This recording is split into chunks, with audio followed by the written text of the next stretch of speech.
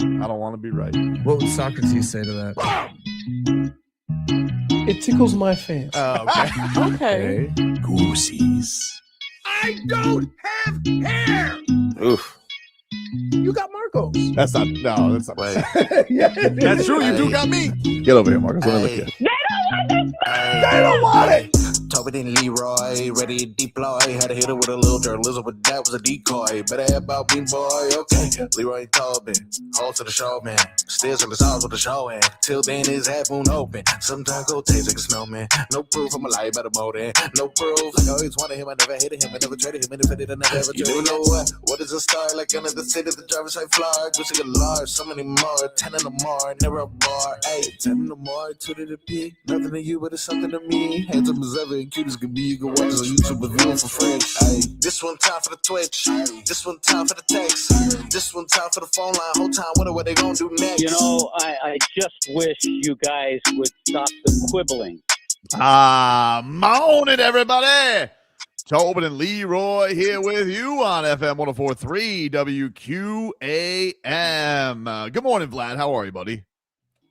Good morning, Tobes. I'm good, man. How you doing? I'm doing lovely. I am doing lovely. I am feeling like it was a trifecta of a win yesterday for our teams in town, baby. It was a delightful, really whole day because the Canes started it off with a little ACC tournament win yesterday.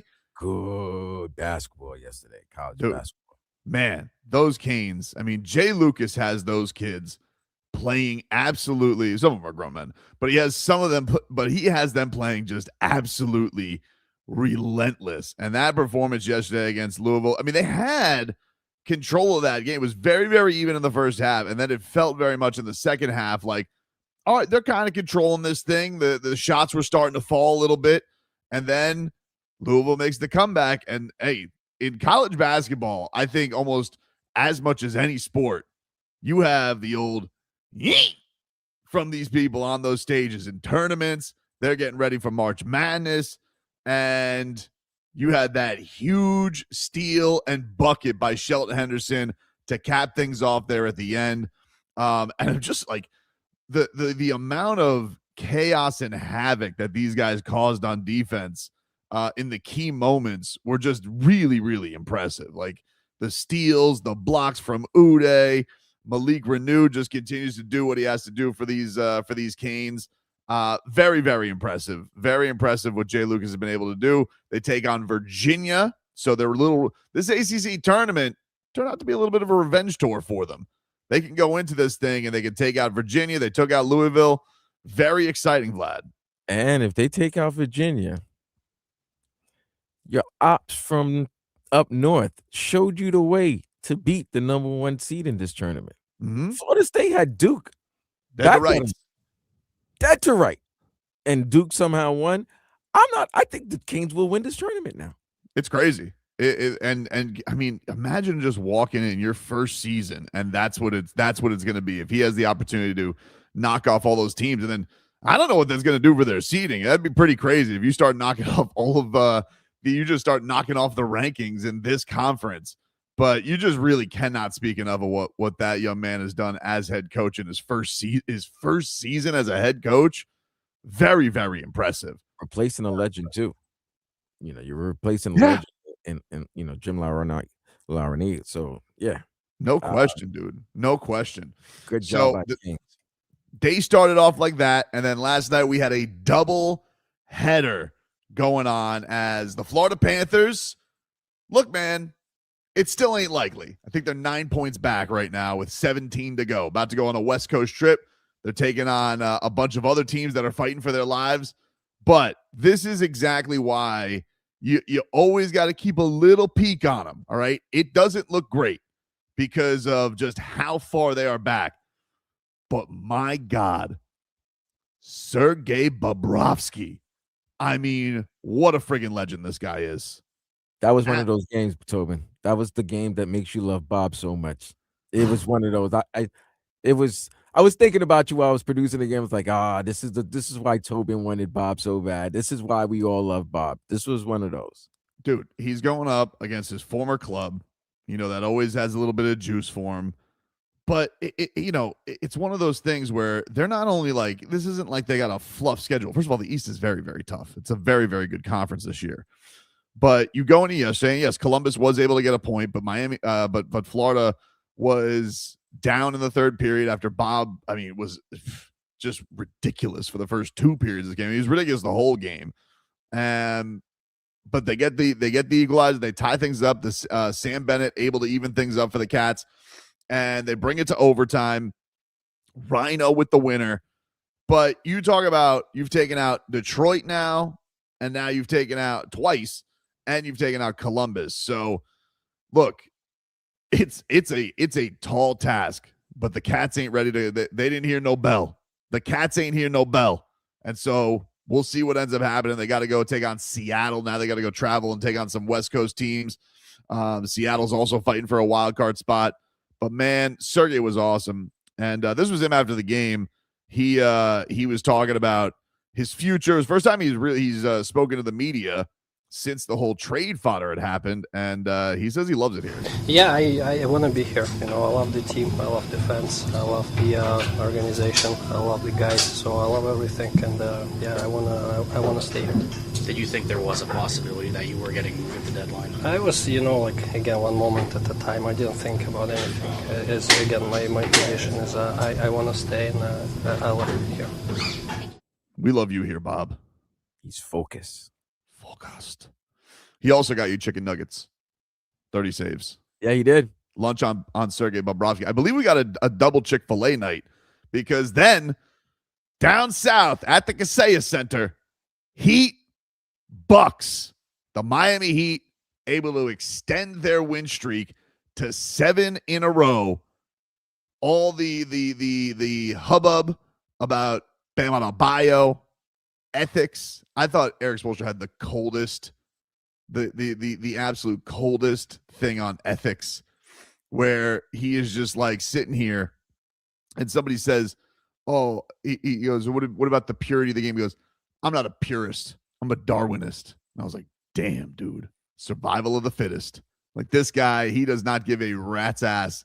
And he sits up there, gets his Conor McGregor on. We'll bring you some of that sound a little bit later on, because it was an A+ press conference from Erik Spoelstra before the game yesterday. But they needed this one. Like, the Miami Heat, they're trying to stay out of Plainville. And the thing is, a lot of these teams that are desperate right now, they're all on win streaks. You got the Hawks playing well. The Magic, who they got up next, have won 6 in a row. And the Heat have Giannis in town. And this is the first time or second time they've taken on Giannis. I don't know. But they just lost to the Bucks without Giannis. Giannis coming into town. And there's going to be a lot of eyeballs on this game because of what had happened with Bam. And no Tyler Hero, remains out with the quad injury. No Andrew Wiggins, who remains out with the knee tendonitis. No Norman Powell, who has the groin injury. You did have Khalil Ware back with the shoulder strain, who didn't actually, he didn't look quite himself. And also he had to guard Giannis, which was tough at times. He's good. I will still say that, whatever the feelings are about the attention seeking. He's just good. I'll own that. I'll own that. He's good. He's a good player. He's a good player. And so he's tough to cover sometimes. But that aside, yesterday, everybody focusing on Bam Adebayo, they come out and just incredible performance by Swedish Swish. Pelle Larsson comes out there and is just like, how about a career high for me with a big onions 3 to hold off the Bucks late. I mean, it was a great performance, Vlad. I love Pelle Larsson. Yes, last night was really a big night for you, because you've been praised. You're the only one I know that's been in love with this future backcourt of Pelle and KJ and Kasper. Yep. And they balled out. Yeah, it was the backcourt yesterday that really won them the game. Like, no doubt. Kasper's been playing unbelievable basketball the last 6 weeks of the season. I mean, the last 6 weeks so far. And the thing that's crazy about it is, like, the knock on him coming in, but there were 2 things. It was turnovers and it was a lack of can't shoot. He's got 4 games this year where he's made 5 3-pointers or more. Yeah, he can shoot, and Pelle, if he just could keep that big schnoz of his away from everybody's, arms, so he doesn't have to. He got hit again yesterday. That's what I said. I'm honestly worried about CTE for him. I got to be honest. Like, there's part of me that's like, he needs like a hyperbaric chamber in the offseason. He just takes a ton of hits. He has also become, I mean, he is becoming, I don't want to call him a flopper, but he is becoming an expert at the manipulation because I feel like he has this. Like, there were a couple yesterday where like he got the shove ski, pulls down. He knows like exactly. He's starting to get all those tricks too. Oh, he did it. What did he do? Which superstar he baited into doing it? Was it Booker? Devin Booker he baited. Yep. He baited Devin Booker into a foul, and then after the ref gave him called the offensive foul, you saw the smile that he gave to the crowd. He's a good foul baiter, the reverse foul baiter. He knows how to bait an offensive foul. And many times he's been knocked in the face. The referees feel bad for him sometimes. Yeah, but I mean, to go in a game like that where, look, and the thing that Milwaukee was talking about, Milwaukee's had a terrible season, obviously, not only because of their record, but because Giannis has been hurt, all the drama that surrounded them. But their whole thing they were touting in this game was, oh, we finally have all our guys. We finally have all of our health. And the Heat don't. And the Heat are able to just pull out a win like that. And then Bam Adebayo, like, here's the thing. Bam, very tired. I mean, you could see it. Like no juice in those legs at all. But then all of a sudden the fourth quarter comes around and it's just back to relentless, getting after rebounds, getting fouled, getting to the free. Went to the free throw line 12 times in the fourth quarter. Like, I mean, for all that to, this is great. This guy, when his team needed him to sink some shots, is like, all right, this ain't going. We're gonna do it again. We're gonna will it to the rim, and we'll see what happens. And I got to be honest with you, a lot of people have been talking about this with Bam for a while about using his physicality because he is such a unique player. He has matchup advantages, and that growth I think that he's going to have of getting to the free throw line even more. Obviously, these are two crazy games. You break a record and now double digit in the fourth quarter.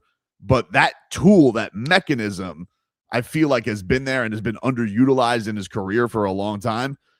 There's been a lot of talk about, Jimmy Butler hasn't said anything about the game, which is not a surprise. I don't know why people are waiting for that. But I will tell you something. If there was no petty between these two, or even the organization and Jimmy, sneakily Jimmy Butler would respect what Bam Adebayo has been doing, because that is exactly the way Jimmy Butler crafted himself into one of the best postseason players in the NBA, because that dude runs into people, car crash style. He wants to see who's going to fall first. And everybody has been waiting for Bam Adebayo to take advantage of these tools and just will his way. If the shot ain't going, you find a way. And that is really what makes the games great. If something's going, you find a way to will to get points. And that's what I liked about the performance from him yesterday, even with the field goal percentage looking ugly. And I mean, he had zero legs on those 3-point shots. There was nothing there. Hopefully he can get a nice little rest. Maybe a nice little cold plunge, because a big game tomorrow against the Orlando Magic. Yeah, is everybody going to be ready for tomorrow? I don't know. Tyler's, I think, warmed up. I was not boots on the ground yesterday, but I think Tyler Hero, again, warmed up to see how it felt.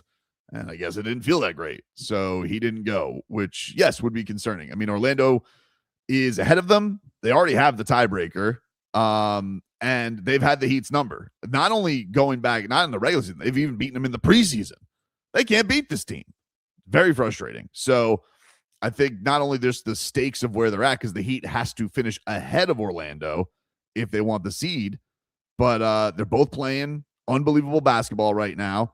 And it's going to be a fun one tomorrow, it feels like. So lots to dive into here on the program. Malik Willis got introduced yesterday as Dolphins quarterback as well. World Baseball Classic is in town. We got the quarterfinals, ACC tournament tonight. It's all happening for us, baby.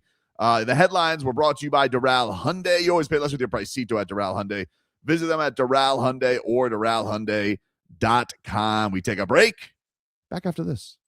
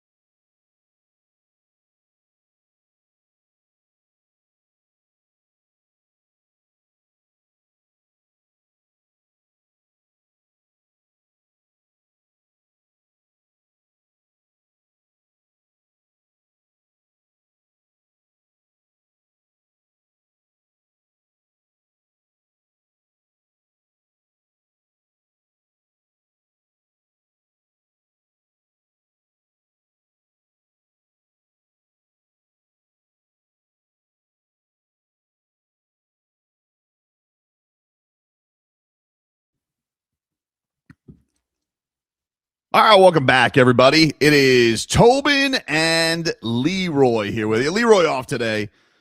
He will be back next week. World Baseball Classic quarterfinals are going on, and with the World Baseball Classic underway, the Dominican Republic is playing quite well. And the word is that Juan Soto is coming to meet fans in Miami, and that the Celsius bus might be involved. We'll have more details throughout the day, but if you see the Celsius bus, text us at 305-567-0560. What do you got there, Vlad? What is it, orange? What do you got there? I got the peach mango and green tea. There you go. All right, a little peach mango and green tea there with you. So check that. Yeah, man, check that on out. And World Baseball Classic quarterfinals. Are you going at all this weekend, Vlad? Yes, I can't wait. I'm going to tonight's game. So all right. Gotta go see the Dominican versus Korea. Yep. And then tomorrow night will be Japan versus Venezuela. I saw a video of Shohei at FIU. That's so cool. I'm gonna go see the monster play. I'm gonna go see Juan Soto play, cry, and be elated at the same time. You know. It's I understand. I'm sorry. But listen, he's a Met. I mean, that's also sad for him. So he won't be happy. But it's still him and his guys are gonna be they're gonna be great. They've been so much fun to watch in this World Baseball Classic. I gotta be honest, I don't know if two countries play with more flair than the DR and Korea, because I mean Korea is the kings of the bat flip. Like that is when you watch Korean League, like they will listen, they'll hit a home run and that bat it's going up in the air like a friggin' baton at a parade. They love the bat flip in Korea. So this game feels like it's going to ooze swag. I mean, there's going to be I don't want to say no, but I would imagine it's going to be overwhelmingly for the DR. So, road game for Korea. This is going to be a home game for the DR. It's been home games for the DR. The crowd looks incredible. The atmosphere looks incredible. And now it's elimination time. USA has Canada tonight. That's in Houston. So you got Korea, DR, 6:30, LoanDepot Park. It's on Fox Sports 2 if you're looking for it. USA against Canada at 8 o'clock in Houston. That's on Big Fox tonight. And then tomorrow, Puerto Rico and Italy at 3 p.m. That's on FS1. That game's in Houston. Then Venezuela against Japan, 9 o'clock at LoanDepot Park on Fox. So that is your Sunday and Monday will be the semifinal games here at LoanDepot. Man, that's cool. Tuesday night here at LoanDepot. LoanDepot is where it's at for the World Baseball Classic. Buzzing, dude. It is buzzing. To no one's surprise, by the way, Kyler Murray did sign with the Minnesota Vikings. Felt like that's where it was headed all along. So they have their QB, and Justin Jefferson, I guess, is going to have another new person throwing him the football. I mean, I can't imagine that J.D. McCarthy's got a shot. It would be kind of odd, like you bring in a big name, but I guess they'll put it under the umbrella of, there's competition here. Just like the Dolphins went with Malik Willis. They were like, oh, yeah, have you been told that you're the starter? He goes, I'm not afraid of competition. I like the Malik Willis press conference yesterday. What a culture change from the last quarterback. It was crazy. Malik Willis, this guy almost had state secrets. He didn't want to give anything up. Man, when I was cutting up that interview, I said he won. He beat the Miami media. Yep. They tried. Yep. And he wouldn't give him anything. And he even felt bad at one point. He's like, I'm sorry, I just gave you a real straight answer. But I'm like, I'm not going to give you anything. I was wondering this, Vlad. I was like, was he told about the antics of the last quarterback? Or do you think that's just Malik Willis? Because I don't have enough. I think it's Malik Willis. Yeah, I don't have enough intel to know what Malik Willis press conferences are like. It just seemed genuinely him. But you're right. Like the media down here, they're going to have to flex their muscle a little bit more because they've been sitting here and they've been sparring rounds. Tua's not throwing back any punches. He's just giving them whatever they want. And now Malik Willis is like, he goes, well, how do you think your athleticism is going to do? And he goes, huh? What? I don't know. We'll see. Which is the right answer. Yeah. It's like, okay. Yeah, I mean, I apologize. I can't predict what I'm going to do. He even put he even squashed the stupid speed stuff where it's like, what do you think about Devon Achane and Jaylen Waddle? He goes, I don't know, but I know they're faster than me. He goes, no stupid races. We're not doing that. Right. I loved when he asked, how many teams reach out to you in free agency? I mean, in Miami, it doesn't matter. Doesn't matter. Shut it down. He's like, oh, you guys want? Nope. Just have nothing for you. It's like, wow, he is your run of the mill, boring QB talk guy. This is crazy. We haven't had this in years down here. I mean, it's always like Tua uses that podium like a therapy couch. Whatever comes to the top of the old noodle here goes right out. He has no filter. And now Malik Willis is going to be sitting here. And he goes, nah, it doesn't really matter. Whatever. We're gonna see. We're gonna see. The only thing we got is that we very clearly can see that he, the coach, and the GM all tight. Like those guys. I saw the photos of Halfley and Sully just like cheesing at him, so happy, and you could definitely see that there was a genuine rapport there with those guys. That did come across very genuine from Malik Willis, but had no time for the extra fluff. No time for it. Didn't want to talk weather. He's like, it's hot, whatever. No. He said that of course. You'd rather be in Miami than where he was in Green Bay, but we all know that. He's like, of course I'm gonna like being in steamy Miami, of course. Yeah, we all know that. Crazy, but they asked him, like, what spot you're gonna meet, like what places. He's like, I'm just gonna go check out Miami. What did you want him to say? I'm gonna go to 11. I'm gonna go to the Tootsies. I don't know. I saw those strippers doing the national anthem. That kind of looked good. I think I'm gonna check that place out. I think I'm gonna give that a little bit of a looky-loo, maybe peruse that for a little bit. But yeah, they put under the guise of like, oh, there's gonna be a competition. It's like, not really. There's not gonna be any competition there. All respect to Quinn, unless Quinn Ewers is just like, Quinn Ewers looks like Tom Brady. That's like so obvious. You're not going to dethrone him. Kyler Murray versus JJ McCarthy, I can see it being a little bit different because they don't have anything invested in Kyler Murray. Same thing with Tua and Michael Penix, but Penix is a little bit banged up. McCarthy does get hurt. So, both of those guys, I mean, obviously picking those windows. And you saw Kevin O'Connell do this with his quarter with Darnold recently. So that's kind of the place right now. It's almost like the Minnesota Vikings are almost like becoming the Miami Hurricanes of quarterbacks. This is where I can refurbish the career, get it a little juiced up a little bit. Of course, I could throw in one of the best receiving cores in the league, and we'll see what happens. But they're rats off a ship on McCarthy, it feels like. Understandable. Why you say understandable? He's been very good.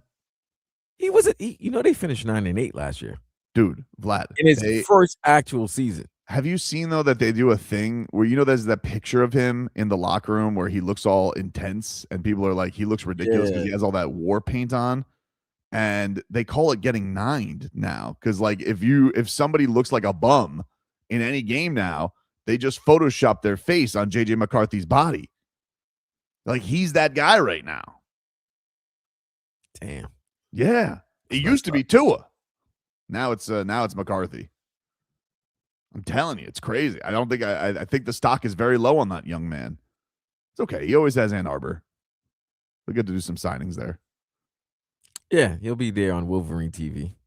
Right. Yeah, he'll have a fuure there. He'll call radio one day. If he could talk. Oh yeah, he'll definitely have a afternoon show. So yeah, exactly. All right, back at you here on the Wolverine. JJ McCarthy here with you. Yeah, JJ, whatever happened to that time when you were turned into a meme because you were so all right, let's go. Get out of here. Get off my show. We'll have Jim Harbaugh next on WWOLV. The Dolphins, I should also mention, they signed an offensive lineman today, Jamari Salyer. He's a versatile offensive lineman, has played a bunch of different positions with the LA Chargers. 25 years old, 2022 sixth round pick. 6'3", 325. He started 9 games over the last couple of years for LA, but he is brought into the fold. So that I actually think is some competition. Like this guy bringing in, you lost Larry Borum. You need some competition for Jonas Savaiinaya. You also need another guard because Strange left. So that to me was one I was like, all right, that's one to definitely keep an eye on for the Miami Dolphins. They also got Tutu Atwell yesterday. They brought him in. More speedy receivers. No size yet. They're bringing a lot of guys from South Florida back. Yeah, I noticed that too. You can always call. You listen. Trust me, Drew Rosenhaus has a roster of guys who are just like, hey, my guys don't want. How about you just bring them in? They don't want to leave. They just want to be home. That is the one thing. Like you can have a resource there. Drew's gonna pick up and be like, oh yeah, I got. What do you need? A safety? I got a guy who went to Columbus. I got a guy who went to American Heritage. I got a guy who went to Miami Northwestern. I got that. Don't you worry. So, very interesting. Our Malik?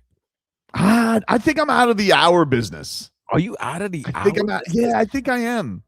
I think I am because it became too toxic. I don't want to put Malik in that position. We'll just have special theme days when he has awesome games. But I don't want to be in the position where something's canceled, Became very troublesome. But it was 2 years worth of bad play for it to be canceled. Of course. Well, it wasn't even 2 years. Jennifer made us cancel it after week 1, which was understandable. Well, we suspended it. Suspended, and then the continued bad play just said, that's it. That's it. Don't bring it back. Yeah. It's just like shows. Ratings don't look good. It's not bringing back. Yeah, it was canceled in a big way. And she says in the chat, rightfully so, by the way. She was right. You're right. We'll take a break, get back into the Miami Heat. 15 minutes of heat. Erik Spoelstra bringing the flamethrower yesterday. We'll get to that coming up next.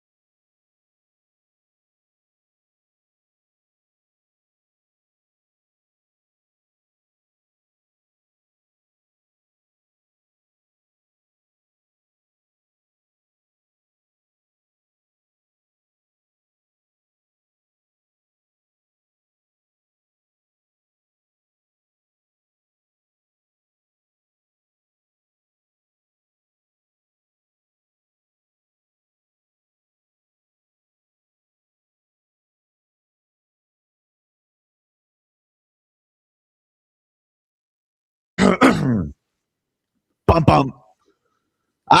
15 minutes of heat here for you, brought to you by Doral Kia. You always pay less with their pricito at Doral Kia. Visit them at Doral Kia or DoralKia.com. 7 straight for your Miami Heat as they beat the Milwaukee Bucks 112-105. Pelle Larsson, Swedish swish, getting it done for the Heat yesterday.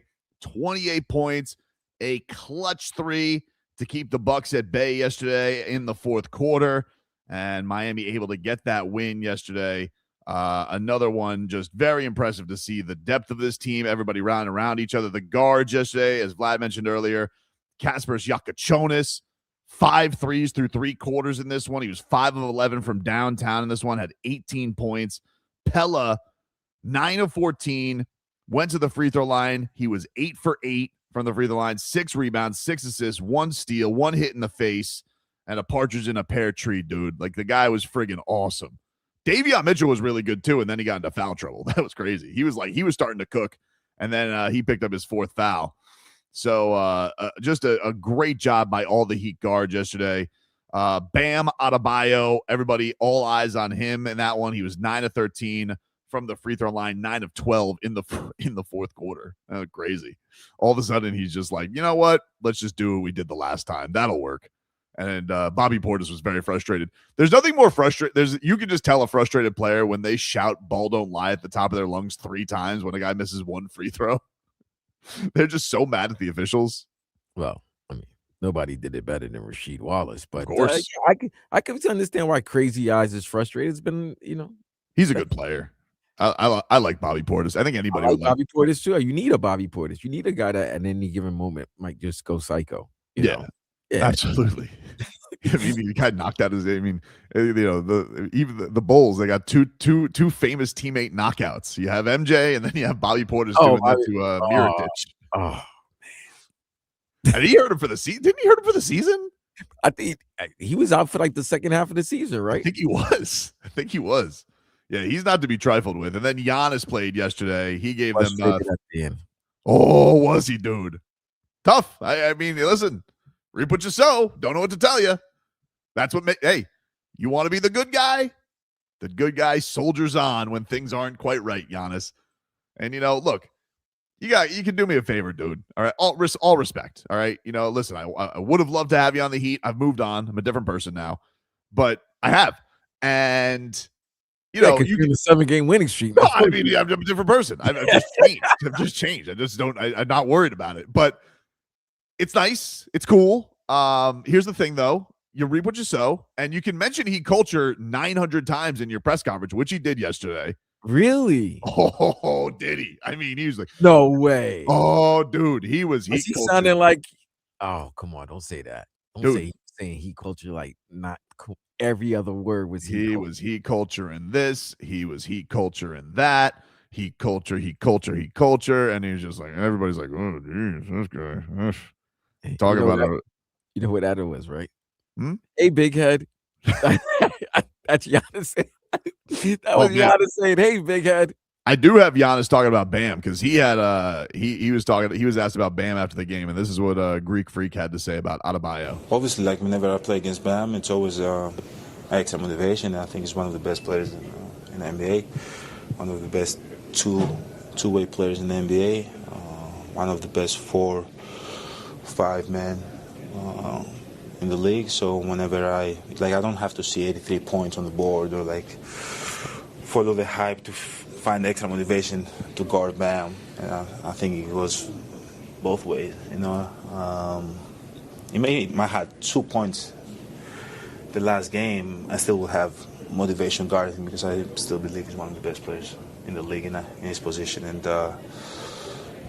so yeah, I always try to have. I'm always motivated. I'm always motivated when I play against Bam. I think he knows that, and I think it goes both ways. He's always motivated to play against me. That's true. He's right. You're muted. My bad. I was clearing the throat. Their matchups are always fun, dating back to when Bam became a full-time starter. He was one of the first guys in the league where you're like, this guy's got the athleticism to stick with not always stop, but stick with a guy who's seemed unstoppable. I mean, like Giannis at that point, nobody thought they could do it, and he did a great job on him in the bubble. Like that was kind of the first signature time, and then Giannis, of course, got his revenge the next year. And Bam is he's got that body. Those matchups are always fun, and yeah, they've always had kind of a tie of respect. Some of it with the agent, although he may be dumping him. I don't know. He didn't get out of Milwaukee, so we'll see how long that tie stays there. Which is actually, it would be funny if Giannis dropped his agent. I think his agent is Greek, so it would be funny. Like he's like, oh, better be careful if he drops his agent and Rich Paul's his agent. Man, I tell you what, Rich Paul. Shout out to Rich Paul. That guy. He's going on his podcast. He's not like these other podcast nerds going out there giving the love to Bam for his game. He loves Bam. Yeah, dude. And I gotta tell you, Jumpman. I saw Michael Jordan. Bam said that he reached out to. When we getting some Bams, huh? Imagine the first.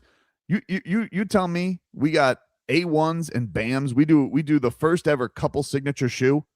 I mean, that's not gonna go. That wouldn't fly off the shelves. You're welcome. I just made you more billions, Nike. That's a good idea. It is a good idea. And not only that, Vlad, you got Zion has a signature shoe. And Ja, you can't trust them. This is the most trustworthy person in all of in the league. All right, Tobin, I get it. But up until Tuesday, Bam's game is respected by those that love and watch the game. It's not like he's not Zion. He's not a high flyer. He's not electric. He just does the good things very well. Understood. So that's why he didn't have a signature shoe. Now, if he drops another like 40 points in another 40 burger or something to that effect, I like your idea a lot about the couple shoes. That would be cool. Because I know girls would definitely buy those shoes so that they, girls love dressing. They like when their couples like dressing together, matching outfits. So they can go to a Heat game and, the girls are wearing the Asia, or the guys could be wearing the Asian. Somebody could be wearing the Bams. I am curious what this kind of does. We'll get into the basketball thing and Spoelstra, but I am curious what this does for Bam's marketability, because yes, this is the most mainstream coverage that he's gotten in a long time, and just for him, he's been part of good teams and people have given him his respect at times, not enough respect, especially in the defensive player that you're voting, but they're giving him just on this because look, it's an offense. Everybody talks offense. You score that many points, people are going to talk about you. People are realizing his story and what he comes from and how he works hard, how beloved he is, and all his teammates loving him. I am curious to see, does this rise his star stature nationally? I think it does because I think the fact that him and Asia have been out and everybody knows them as they're probably literally the power couple of the NBA right now because she's the best WNBA player and he's definitely one of the best players in the NBA.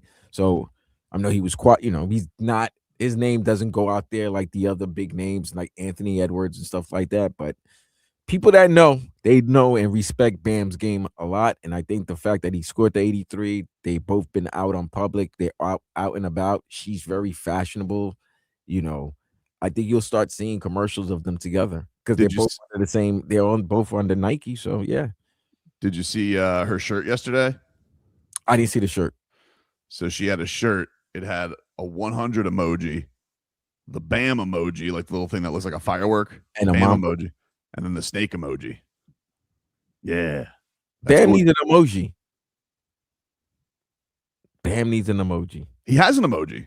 If you type Bam in your phone, you'll see it. It looks like it kind of looks like a firework, but it kind of looks like, remember in Batman, the old Batmans where Bam, zoom. Type in Bam in your phone right now. You'll see what it looks like. He actually has a chain of it. It's funny. I'd rather the Bam, the Bam from Flintstones. I don't know if they can. I don't know if Apple has commercial rights to that. Not sure. Because he's a big man. He's defensive, power, force, that type of stuff. You want to do like a commercial back in the day with Chris Paul as a baby, and they do the OG of Bam flipping over the table when he got his nickname. That's how they could. That could be fun. It could be fun. We're just doing marketing ideas here today. It's a Friday, baby. Hey, man, your teams win. All the teams win locally yesterday. Just coming up with ideas. That's it. So here's a look at the standings for everybody. You got Detroit still on top. Boston lost yesterday to OKC. So you heard Jaylen Brown after that? No, I did not. What did he say? Says he's not a foul baiter. He doesn't look for fouls because everybody was just hyping this game as a battle of MVPs candidates. And Jason Tatum didn't play yesterday, and it was between SGA and Jaylen Brown, and obviously OKC pulled out the victory, 104-102. So yeah, I saw the shot he hit to tie it, which was a sick shot. He had that the fadeaway, and that made it 102. And then Chet hit the free throws to put him up, and then Pritchard had like a heave to try and win it, but they didn't win.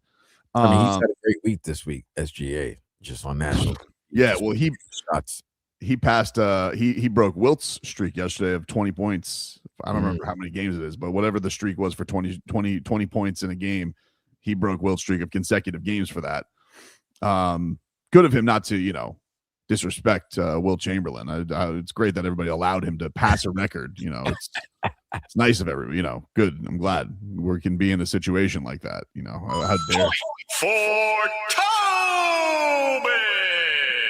But Boston is right now. They are 4.5 back of Detroit. Knicks on their heels, only 6 back with so 2 back in the loss column right now. Cleveland is 1.5 back of New York, and then you got the 2 Florida teams right now. Orlando and Miami are 5-6 with Toronto right behind. They are tied with Miami in the loss column. 0.2 points ahead of you. Yeah, that's some ridiculousness. Come on, man. Who? The Miami Orlando, like really, they're 10 games back, but you have more wins. They have one. You have one more win against them. And they have one less loss than you. Yep. Well, tomorrow's gonna be a fun one because that would let you jump them, give them the same amount of losses, and you need to finish ahead of them because of the tiebreak scenario. I think they have Toronto. Do they have Toronto? How many times they got with them left? You got Toronto twice. They got Toronto twice. They got Cleveland twice. A lot of fun games are coming up for the Heat, dude. Here's the thing, Vlad. And Charlotte next week. Yep. This is the schedule for the Heat. Juicy. Okay. Tough, but juicy. Got Orlando tomorrow. Mm-hmm. Revenge game in the Hive on St. Patrick's Day on Tuesday. So Charlotte's going to be gunning for the Heat. The hot Lakers coming into town. Lakers coming into town. Oh my God, all of the store. I wonder if they picked that up nationally. I wonder if that's like a late pickup because how many people are going to be talking about how many Lakers fans, they are going to want blood against Bam Adebayo because these babies are sitting there. They are going crazy over this stuff. But I've been looking at the schedule, Tobes. Let's check this out. Mm-hmm. Lakers are going to be playing 2 games in Houston, and they're flying in after playing Houston to play the Heat on a Thursday.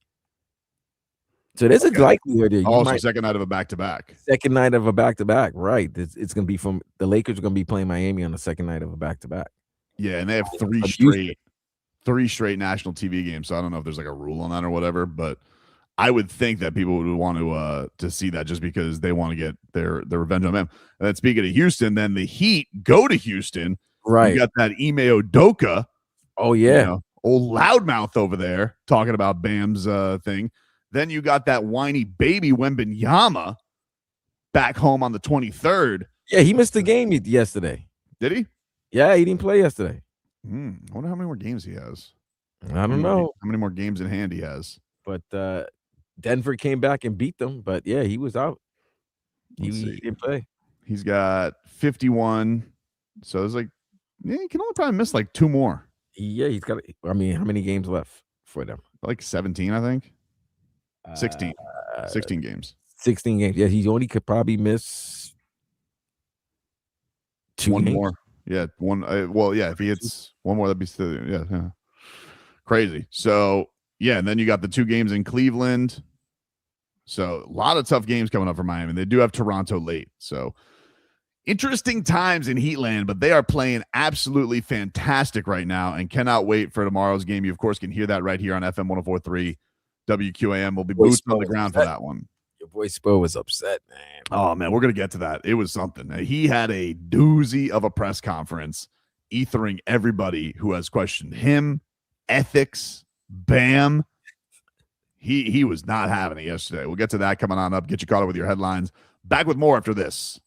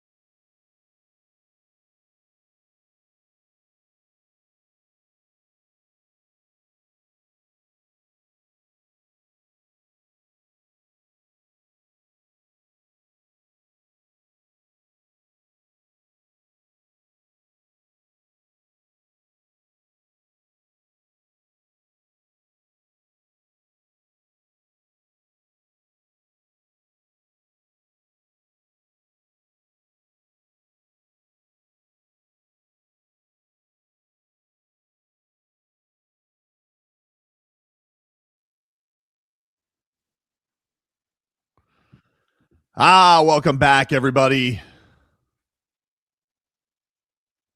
Tobin and Leroy here with you on FM 104.3 WQAM.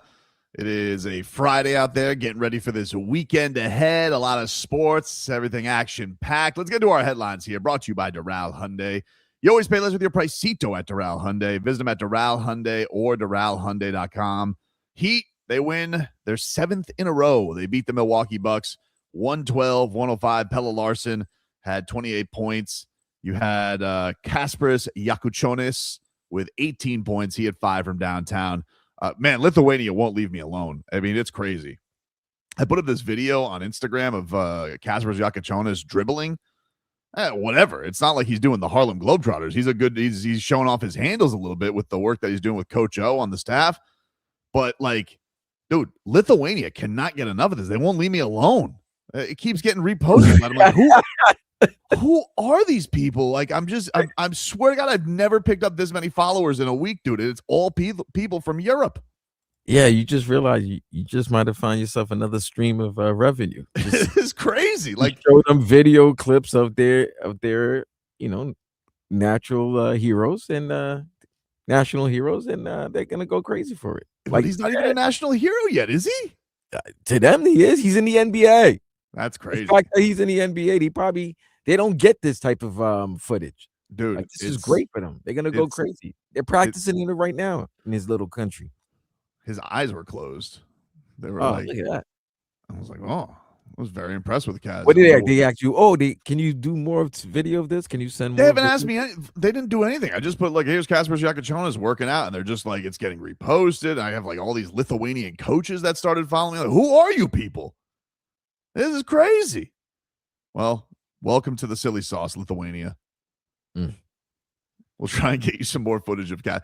I will say, Kasparas, I think right now, Kasparas has my favorite workout routine before games, because they really, like, they do work him hard. And Chris Quinn's got, like, he's got these shooting drills that I don't see him do with anything else, but he does, like, this little hot potato thing.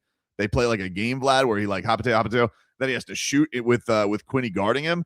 And man, every time, like, I'm always blown away. I'm like, this kid's a good shooter. Like, what like, was this all in the Heat? I know that he had an injury at Illinois, which I think messed up some of his percentages, but everybody's like, yeah, he can't shoot. And I got to be honest with you, I watched some of his G League games. I'm like, all right, I see some of the issues here, but I haven't seen any of those issues in the NBA. I've seen him get, like, he's 19, so he gets bullied defensively. But, you know, Dade South says, wonder what they would think about the Mama Jovic accent. Point for two. I got to be honest with you. I wanted to bring back that bit when I read the Luka story, because Luka and his fiance apparently are on the rocks. Oh, she took the kids and bounced. Took the kids to Slovenia, and I don't think he's even seen his newborn. I don't think she's been to the States. He went to Slovenia to see her. Really? Yeah. So then why would she take the kids and leave them? If she was I don't know. She might have. Well, I think a lot of people. I think what happens is a lot of European players, they want their kids being born in their country. So I think they stay there. He went there at, like, November, and now they're apparently on the outskis. But she, like, the reason everybody found out is because she filed for child support in California. That's how, like, it got leaked. And ESPN. No. You can't have you want your child to be born in Slovenia, but you want to get child support from California? Yeah, well, we don't. It's one of these things. Like, I don't have all the details on it, Vlad. But everybody, like, the statement was, like, he doesn't not take care of his kids. He gives his kids everything. So I don't know. Something obviously happened there personally we don't know about. But either way, I was like, man, you could definitely do a bit about this, though. Too much restaurant, Luca. No more. But please, I don't want to. I love you. Not enough, apparently. But, I'm a different guy. I'm not going to do that bit anymore. Sure. So, anyway, welcome to the Silly Sauce Show, Lithuania. The Heat, in that win, they got a rugged fourth quarter from Bam Adebayo, who got to the free throw line a bunch. But before the game, Eric Spoelstra addressed the ongoing discussion about his decisions, the ethics. Was it an unethical 83 points? I'm seeing some dumb opinions out there, people. I'm seeing some horse's ass dumb opinions on this. I just saw a clip today on Heat Culture's Twitter account, and it was Zach Lowe on his podcast being like, he's like, it's not the second greatest scoring game ever. Trust me, I think 70-point games are more impressive. I'm like, by math, they're not. I just don't know what to tell you guys. Like, nobody has ever looked at a 40-point game and been like, that's more impressive than a 50-point game. Like, if stakes are the same, like in the playoffs, okay, I'll play that game with you. If like somebody has a 40-point game in the playoffs against elite competition, but in the regular season, people are just like, I love the thing that we're doing now where people are trying to equate 70 to 83. Because here's the thing that makes your opinion stupid, okay? Just dismissing 13 points, okay, is stupid. But then on top of it, it also ignores what he did to get to 70, which was absolutely scorched earth cooking. And people are like having this thing, well, he threw up so many threes. He didn't make it. Who cares? Who cares about efficiency on this stuff? Are you kidding me? He went out there. He was 5 of 8 to start the game. And then he went on a little bit of a brick streak. He still got to 83 points. He hit other baskets. He got and ones. He did it with with a physical nature, a ruggedness, and did it with just unbelievable conditioning and strength. And people want to sit here and be like, oh, but it wasn't pretty enough. I don't care. Look at the box score. That's what's beautiful. And you want to sit here and be like, oh, I saw one dum-dum. I think it was Anthony Slater on the Hoops Collective. He goes, I really graded a 66-point game. What? What is this stupidity? Could you imagine the absolute just pants tent that dude would have if it was Steph Curry? I mean, are you kidding me? And what if everybody said, oh, Steph Curry just did it with threes? He messed up the math. He just had a fluky night. Nah, this is so dumb. Stop discrediting the totality of the number. In this case, whatever the means are to get there, that's how they got there. Forget about efficiency. You guys sound stupid. Why does he have to be efficient? There were no other players playing for the team. All of their other scorers were injured. That's going to make you less efficient when you have everybody trying to stop you. And I just am like beside myself with all the qualifications these podcasters want to make on this. And they're only and they want to put some like caveat of like, I've seen more impressive 70-point games. No, you haven't. No, you haven't. How could you say that? There's only been 3 to get to 80. That's it. That's the list.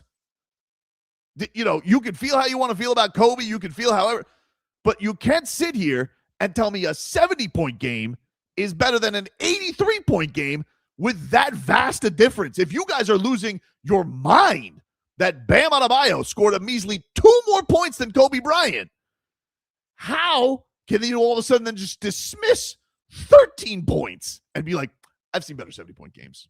Actually, that's a 66-point game. You sound ridiculous, stupid, bitter, jealous, and you're just haters. I can't stand it. It's crazy to me. Like, stop acting like, you know what? This is really what's unfortunate about the basketball media world. And it pains me to see this. You guys, and this is the truth, and I hate to say this, you guys have become baseball. That's what you are. You are the John Heymans of the world. You are the Ken Rosenthals of the world, the Peter Gammons, the holier than thou keepers of the game. You somehow got on your podcast mics and all of a sudden thought that your opinion weighs more than the greats of the game. And you're somehow dismissing great performances. You're doing exactly what you guys criticize Charles Barkley and Shaquille O'Neal for doing, by the way, when you say, oh, there's not enough joy in the game. You're doing the exact same thing. You're being baseball gatekeepers. You're trying to stamp asterisk and talk about efficiency and proficiency and all this stuff, trying to discredit a man for doing something. It's totality. This is a total mark, not efficiency. Okay? There are other records for that. You want an efficiency mark? Go for an efficiency record. The record is total points, and that's the impressiveness of it. And I'm going to be damned if I hear that, 70. I've seen 70-point games more impressive than 83. No, you haven't. Actually, no, you haven't. You may have seen prettier, less manly games because somebody didn't want to put their head down as much with 3 people guarding them. Maybe you saw that. But I am beside myself with the NBA, mostly media. It's really not the players. There's some salty bastards, but for the most part, it's the media. And they want to sit here, or they'll hide behind anonymous. I've had coaches tell me this. Who cares what they say? You want to hear from a real coach? How about we hear from the coach of Team USA? The coach right now, the standard in the league. And that's Eric Spoelstra. Here's what he had to say on it. Piggyback just a little bit. People were just, the one word that was kind of getting thrown around was just like the ethics and ethical and stuff like that. This was ethical. Is that sort of disappointing to see when you have a player that... care. Like, I'm not losing any sleep over what other people are saying about it. What's ethical, what's not? Like, is fouling a three-point shooter, is that ethical or not? Is it fouling a bad free throw shooter and getting extra possessions, or not? Like, all this stuff happened under 2 minutes. Like I said, like he had already broken a bunch of records, and we're going to go for it. It was just an amazing moment, to be a part of that. And I would do it 10 times out of 10 again for Bam. I'm apologizing to nobody about this. I feel just so awesome, for Bam, because he is about, all the right things, and already in our walkthrough, he's talking about the defense, and we got to bring our defense, ready to rock tonight. But as a leader, the other night, to set the tone for that game, which those, like I said, those can be tricky games. I thought that was leadership personified. And then it just went on steroids, from there. And it just became a snowball rolling down a hill. So those last 2 minutes, I think most of the people that probably made comments, they didn't watch the game. That's irresponsible or unethical. Damn. And by the way, the fact that you have prominent NBA media members actually admitting that they not only didn't watch the game, but don't even want to go back and watch the game. They've made their decision. Well, you sound like a real journalist. You sound like a real analyst of the game. Congratulations. You've made your moral stand. It means nothing because you didn't actually want to go watch history, which is honestly, by my count, the job.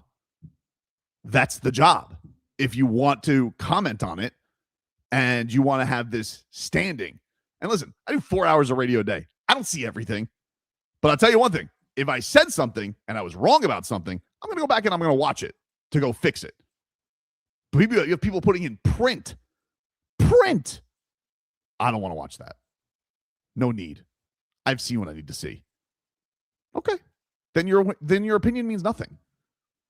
It's useless. It's futile. It's a waste of time. It's a waste of, you wasted words on paper. That's what you did.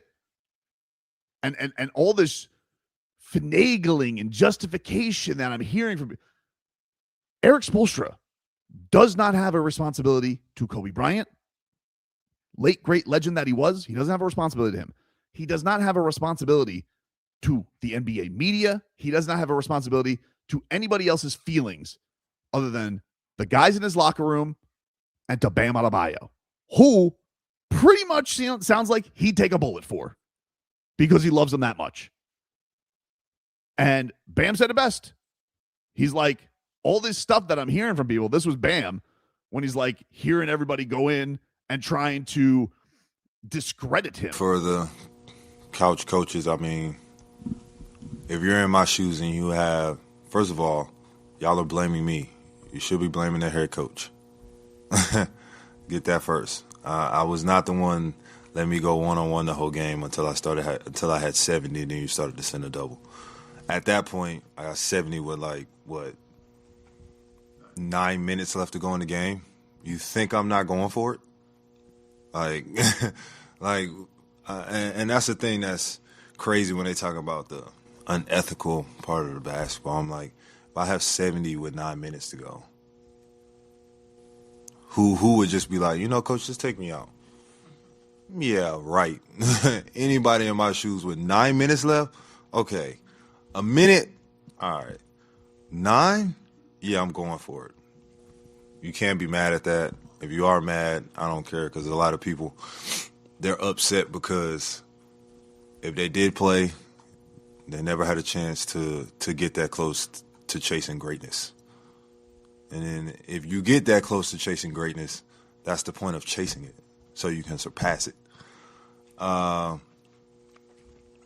some of the people have never played basketball, so like if you've been in the backyard and you and a couple of your homies have been playing 21 and you got 19, you're not going to get an easy look off. And they're going to talk about the free throws. It's not like I shoot 15 free throws a game. It's not like I average 10 free throws a game. You can watch the film. I was legitimately getting fouled every time. So I went to the free throw line. Man. He was dropping bars. He was. It was good. Oh, man. It's just, it really is. I get it. We're in the age of discrediting. I'll do it as bits sometimes too. But the things that I'm hearing, the maneuvering people are doing to try and take this away is so stupid. Now we're grading it by efficiency against Kobe Bryant, who gave double middle fingers to efficiency all the time because he was about getting points, getting wins, and getting rings. He didn't give a rat's ass about that stuff. And now all of a sudden we're grading Bam on it. Get the holy hell out of here. All of you. You losers. That's what you sound like. You sound like jealous losers. And I don't know what it is. I don't know if it's because the Laker fan feels like they're entitled to everything. You know how many legends you guys have gotten to see? Good for you guys. Not taking anything. You guys have had the pantheon of stars at all points. Good for you. Awesome. Great. This one's Bam's now. Sorry. He shouldn't have to apologize. He shouldn't have to explain. And by the way, Eric Spoelstra yesterday, he was very clearly like perturbed by all of this and went full Conor McGregor on our ass. I know you've said so many times that you could care less about noise and that it doesn't matter, but there was a lot of media members, a lot of other people just criticizing how it all happened. Did that affect you in any way? Look, no. I apologize to absolutely no one. Period. And going into the game, it's a Tuesday night game against a team where they're not playing for anything, where their organization is trying to lose. We've already lost a game, in that kind of situation. We have players that are sitting out, and I spoke to Bam about I want, as our best player and team captain, for him to be locked in and ready. And he sure was. Because of everything that was at stake. The way he played in the first quarter had nothing to do with what happened afterwards. It was about our opportunity. And as a leader of the team, he approached that game appropriately. And the fact that he was still in the game at the end, this is what our fans, want to see. And this is what you really want to see happen in this league, is for there to be some competitive storylines. And then a brilliant, magical night just appeared out of nowhere. It's one of the things that's just become so lost on people, is because it only just seems like the only thing that matters is the playoffs. The only thing that matters are the championships. Nobody enjoys the journey of seasons anymore. And some of the best moments I've ever had in my sports fandom have been seeing just a random ass game on whatever day, whether it be the Marlins, the Heat, not a lot of Dolphins, to be honest with you, but those random ass games. Yeah, of course, you remember Alex Gonzalez walk-off home run, but I also remember Emilio Bonifacio inside the park home run. I remember Dontrell Willis dropping bombs. I remember Jose Fernandez's return. I was at This Is My House, random ass game against the Bulls in overtime. You know, like dunking over Anderson Varejao. That was actually a very high stakes game because he had LeBron down, Michael Jordan in the building. But like all of these things are lost upon people. And that's supposed to be the magic of sports, is that, yes, on any random night, maybe I'll see something really cool. We had Anthony on Wednesday, the day after happened, or Thursday, whatever. And we were talking about Wednesday, but we were talking about we were both joking, like, Wizards game. What's this game going to be? And everybody who was there got to see history. That's awesome. If you know what I brought my son to? The first game I brought him to? The Jazz game. The Jazz game. They got their heads kicked in by 35. Terrible. If I would have gotten them, imagine if you brought your son or daughter their first game. They got to see something historic. You don't think they would fall in love with the game forever? And that player and that team? Dude, come on. What are we talking about here? And like I said before, Tobin, most historical games are against bad teams. Of course. It's always against bad teams. That's why Leroy always say that's the beauty of sports. You don't know what's going to happen, like you just said. So, hey, you could be going to a game against the Charlotte Hornets one day. Tyler may go for 60. Norm may go for 60. Who knows? That's what's great. That was the best player on that team doing what he needed to do for his team to win, and he had a historical night. And people hate, and you know what it is? We're at a time now that everybody can grab a mic, turn on their phone, and record, and just start spewing their opinion when nobody asked them.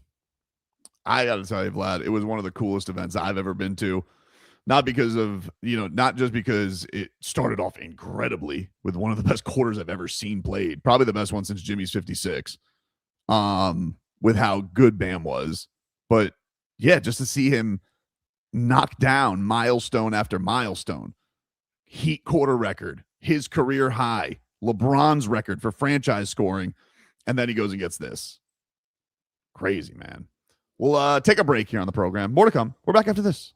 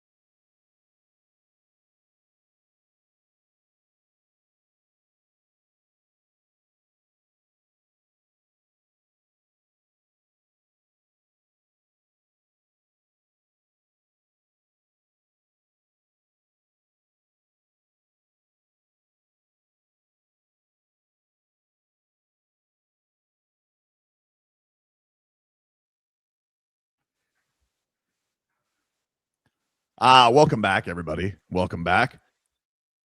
Tobin and Leroy here with you. Vlad, riding along today on the show. Leroy back next week. I'll actually be out the first few days next week. Are you out? I am. I'm taking some. It's Palm Beach County It's a spring week break. off? So I'm going to take the first 3 days off. Although our plans kind of got ruined, Vlad. We were going to go down to the Keys just to snorkel a little bit, but apparently it's going to be terrible weather next week. Bro, it is pouring down here. Yeah, it looks ominous up here as well. So we're just going to find stuff. We don't know yet. We'll listen. The great thing about Florida, you can find some fun. Who's filling in for you? You know? No idea. To be honest with you, I stopped asking. I'm just like, when I'm out, I'm out. I'm back Thursday. I'm not really sure, to be honest with you. Are you really sure? Do you even know if you're back on Thursday? I'm definitely back on Thursday. What if the Canes are playing? That's a good question. Then I would not be. So you know, which I would be rooting for very much. Right? So you definitely don't know if you're back. I don't know, but I'll take that. If the Canes want to play, if by all means, if you guys want to, if the Canes want to kick this puppy off at noon, by all means, dude, I am all for it. So there's a chance that we might see you one day this next week. Hard to say, because we don't know Thursday or Friday if the Canes are playing and what time they're playing. Yes, that's right. I'm not quite sure. You're right. Maybe it's Friday too. Maybe they're on the Friday slate. I don't know. Hard to say. You know. I want to be here on Thursday, but if the Canes got to play, I got to step aside for Jay Lucas. You know, when you're on a run like this, I don't want to mess with anybody. You know, but on Thursday, listen, if the Canes don't play, I will be boots on the ground because I'm not missing that Lakers game. I'll tell you that much. I am so excited for these games coming up right now for the Heat. You know what?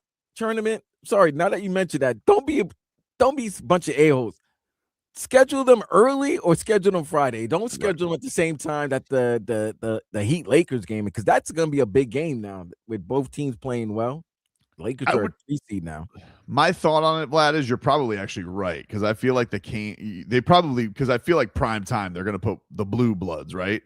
Like they're going to put one of those teams that's in the top 5. Now, look, if they go out there and they smoke Duke and Virginia the next couple of games, then who knows? I mean, that's gonna be the highest stock rise probably ever for a team going into the tournament. They'll probably be a 5 seed. These teams, they just play.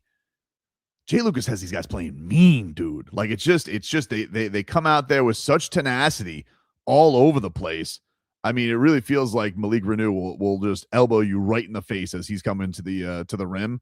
He is the relentlessness. Ude is a pain in the ass to score at the rim. Donaldson and Washington, incredible for them. So I'm excited. I think that play to cap it, obviously, because it was squeaky cheeks there at the end. But that steal and slam, that was like the perfect way for the team to end it. You know, it wasn't like, hold on, like, nah, we're snatching this and we're going for the victory. So really cool. They're back in action tonight. That is at 7:00 as the action keeps going here on QAM. You can hear Joe Zagacki on the call, and we'll see if the Canes can advance. They will take on the winner of Duke and Clemson. 6:30. Clemson beat Carolina last night, huh? Mm-hmm. Wow. Okay. Trevor says it's 6:30 pregame tonight. Thank you, Trevor, for letting us know. Yes, it's a 7 p.m. tip. Dade Staff says he wishes Henderson would play tight end for the football team. Yeah, the tight ends were not great last year. They were not. They didn't they get a new coach? I think they got somebody from like Army. I'm like, that guy, he looks like he coaches tight ends intangibles. He does. I thought Lofton was going to be a lot better last year. I really did. But alas, you can't have it all for the Canes. You know, but they had everything. They had everything else in their war chest last year. Oh my God, that intangible tight end, was it Bowman? Still got number 10. That's all you need. Yeah. Oh man, he's good. He is good is an understatement. So, and we got World Baseball Classic going on this weekend. We've got intel from our friends over at Celsius that they may be working on something with Juan Soto. So we're trying to figure that out. But what I do know is, if you guys want to figure that out, you guys can see the Celsius bus. What do you got there, Vlad? Let me see that flavor that you got up there right now. Oh yeah, little pineapple, peach. Little peach mango and green tea. So with Team Dominican Republic playing really well, Juan Soto is going to have a meet and greet with the fans in Miami, and you might want to have your eye out for the Celsius bus around Miami. So if you see the Celsius bus, send us a text at 305-567-0560. 305-567-0560 if you see that Celsius bus, and I think you'll get those details on how to meet Juan Soto. And they got a big game tonight. I'm doing my Barker Beauties. I can see that, dude. Yeah, right So there. We're getting ready for some Plinko. It might be a darker beauty. What was your favorite Price is Right game? Plinko? I love Blinko. I hated the Ulehihu game. Oh, the mountain climber? I hated that. I hated that game. But Blinko, yeah, when you put and just falls and trying to get in the right place. Loved it. Everybody had a strategy to that. Top notch. Korea takes on DR tonight at 6:30. Vlad will be boots on the ground for that one. Can't wait. USA and Canada's in Houston tonight at 8 o'clock. That's on Fox. Puerto Rico and Italy, 3 o'clock tomorrow at Houston. And Venezuela and Japan tomorrow. Shohei in town, 9 p.m. on Fox. We'll give you some more of the rundown. We're going to tickle Vlad's fancy. Really? Go over the weekend slate. See what intrigues you, Vlad, for this weekend. Oh, and I'm very ticklish. We'll take a break. Back after this.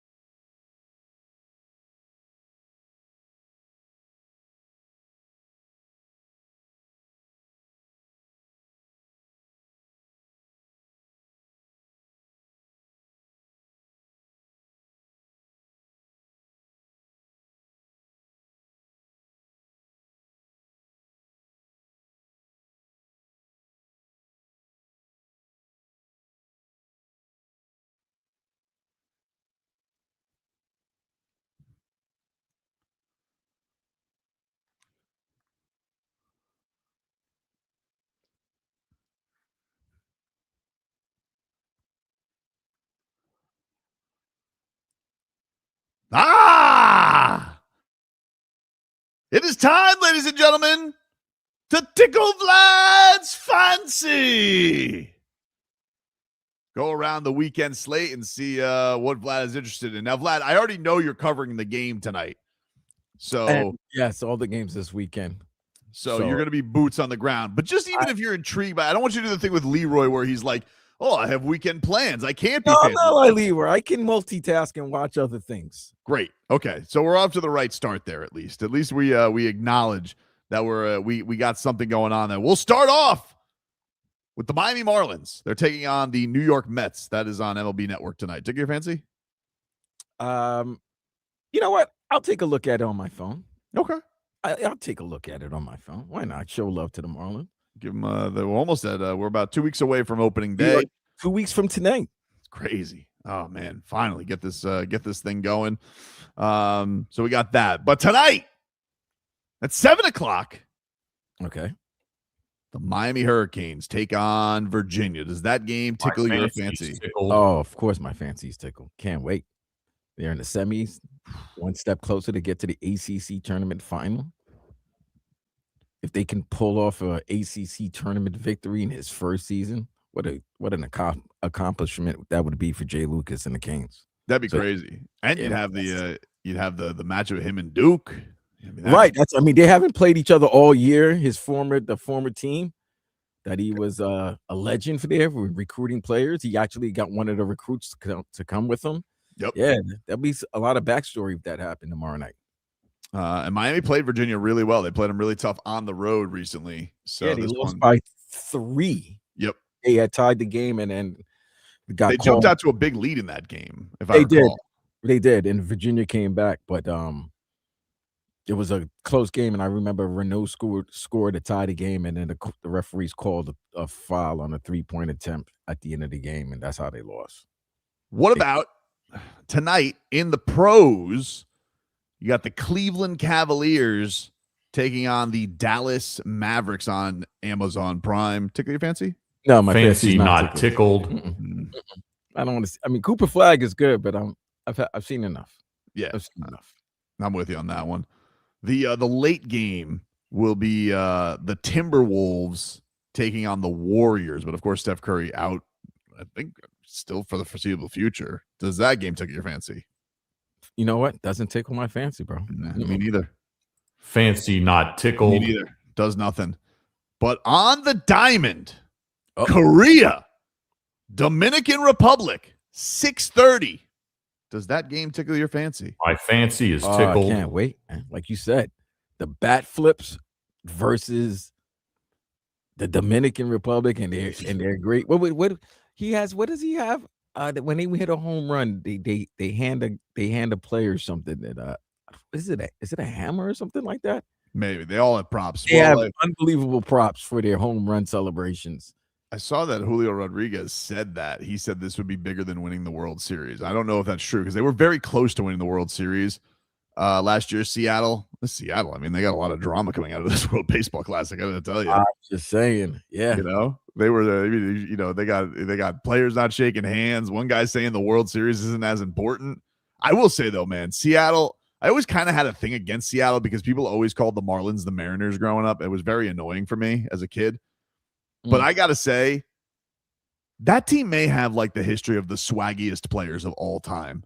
Like just dude. I mean, between Ken Griffey, Ichiro, Mike Cameron. I love Julio Rodriguez. I think he's really cool. I mean, they just got cool player after cool player. I don't know. I loved everything that. King Felix, yeah, King Felix. They got so many cool players in their history, and now they're all photographers. Strangely, and Dave Kingman, the coolest of them all. We also got on Fox tonight USA versus Canada. Does that tickle your fancy? Of course, that tickles my fancy. Is tickled. Aaron Judge is leading this team, so of course I gotta watch. Get them ready for the big stage. Finally, got to handle win something in a big stage. Tomorrow at 3 p.m. Does Puerto Rico, Italy tickle your fancy? Yes, it does. All right. Yes, it does, because this Italy team has been talking a lot of trash. Got Jacob Marcy. You got the Espresso. what's the guy? Pascatino? Mm-hmm. Yeah. And there's a couple of old Yankee players that are coaches there and stuff like that, you know. All right. Got some ties there. Francisco Cervelli, yeah, all of that. So yeah, I'm definitely my fancy is tickled. What about tomorrow at 8:00? Okay. The Sunshine State Battle. The Miami Heat take on the Orlando Magic. Does that game tickle your fancy? Oh, it does, because this is the battle for number 5. My fancy is tickled. You win this, you're the 5th seed. You have a 1-game lead on Orlando for the 5th seed, and who knows? You have 2 games at against Cleveland in the future. You may be as high, like Tobin said a couple weeks ago, and people were laughing. The Heat may get to number 4. They could be the 4th seed in the East. If all been very impressed just how they've been able to handle the injuries too. Like that, that this is this has been like everybody stepping up in different ways. It's been really, really cool to see. And I definitely would like to get both high-powered scoring guards back and Wiggins back. They've had tremendous years. Myron Gardner's been impressive spotting in there. But tomorrow's a tough challenge. You would want to have them. I mean, Orlando's a handful no matter what when they face the Heat. So hopefully they get some reinforcements. Orlando's been playing some good basketball. Yep, they have been. Tomorrow also, 3:30 on Amazon Prime. Much better game, I think. But it's your fancy. Does the Charlotte Hornets at San Antonio tickle your fancy? My fancy is tickled. Absolutely. Charlotte's my secret favorite team now, because I'm happy that they've gotten their act together, and Melo's playing good basketball. Just can't drive in the streets very well. No. But I don't think Charlotte's afraid of San Antonio, and they've been playing well on their West Coast trip. So it'll be interesting. Plus, see how San Antonio responds after losing to Denver, and see if Wemby's going to play as well. We also got, speaking of Denver, tomorrow at 8:30 on ABC, the Denver Nuggets visit the LA Lakers. Does that tickle your fancy? That tickles my fancy is tickled. By the way, they were promoting it as Slovenia's Luka versus Jokic. It was, and they were just talking about their native lands. That's how ABC was displaying showcasing this game. Little Balkan showdown. Balkan Peninsula showdown. Serbia's Nikola Jokic versus Slovenian Luka Doncic. They should have Goran on the broadcast. That would be smart. Put him in there as a special correspondent for these matchups. I think that would be the funny thing to do. Also on Saturday at 7:30 on the pitch, the Pinks back in action as they're taking on Charlotte FC. Does this tickle your fancy? Of course, because like we always say, you go to sports, anything can happen. If you get a chance to see one of the greatest footballers of all time, you go see Lionel Messi, who's on I think he has 900 goals, or he's on the verge of getting 900 goals. So, yeah. My fancy is tickled. That road show has to be incredible. Like when they go, I'm sure that we're all waiting for the big stadium to open up down here. When is the opening day? It's soon, right? April 4th. April 4th, the new stadium for the Pinks is opening up. But man, that is going to be fun to see what that atmosphere is like, because they're finally really going to be Inter Miami, not Inter Broward. They finally have made the journey after all these battles. They have finally made it to Dade County. So, maybe if they win here, they can do a parade this time around. Who knows? And let's not get greedy. Sunday. Okay. The Cats back on the ice. Los Gatos. At night, taking on the Seattle Kraken. Does that game tickle your fancy, Vlad? My fancy is tickled. Of course, man. See, the Cats are on a 3-game winning streak. Yep. Let's see if they can continue this. And then just slowly see if they could stack up some wins and see if teams are losing that are ahead of them. And then who knows? If they go 3 out of 4 in this West Coast trip, I think, and they come back maybe being 6 points back, I think it'll cause a little buzz around the South Florida. Man, if they're able to do that, That would be something. Like if the cat, like all this talk of would they sneaky tank, and they have rested guys. Like even Paul Maurice was saying, like, look, we're tapering down the minutes. We got some guys coming back fresh. Like they are being mindful of that. But like, dude, if they're able to pull this off, it'd be like a Houdini act. Crazy. All you need is a pulse, RVA Richie. All you need is a pulse. That's right. That's right. And then on Sunday at night, 8:00 on NBC, Sunday Night Hoops. Of course. Golden State Warriors take on your New York Knicks. Of course. My fancy is tickled. I don't care At the Garden. I don't care. I'm going to watch. And out of love for our boy, my fancy's tickled. I will be watching the next 3 days worth of Players Championship golf. Oh, is that this weekend? That's this weekend. All right. That's good. My That's the one with the fancy big is prize, tickled. right? Play for a lot of money. Yeah, that's the one with the big prize. That's what they consider the fifth major. I always thought that was like, I always thought they closed with that. Are they doing like, they close with the Tour Championship. This is the Players Championship. Okay. So this is like big one, and then we get to the Masters coming up in April. Right. This is like the big tournament before you get to the Masters and then start of the major year. My apologies. My apologies to the golf heads out there. No, you know, Leroy would be listening. So of course. Well, he might not. He might be hitting the links right now himself. Who knows? You know, maybe he's in Jamlando. Who knows? That is Tickle My Fancy. Great job, Vlad. Thank you. Good to get a nice rundown of the weekend. We will give you a rundown of a very, very busy day in sports yesterday for those who are on their lunch break. We'll get you caught up with your headlines, Canes, Cats, and Heat, and look ahead to what else we got happening in the landscape. We also want to get into a little of Malik Willis, who was introduced to the media yesterday, signed his contract, and is now officially your new starting quarterback, I assume, for the Miami Dolphins. Take a break. Back after this.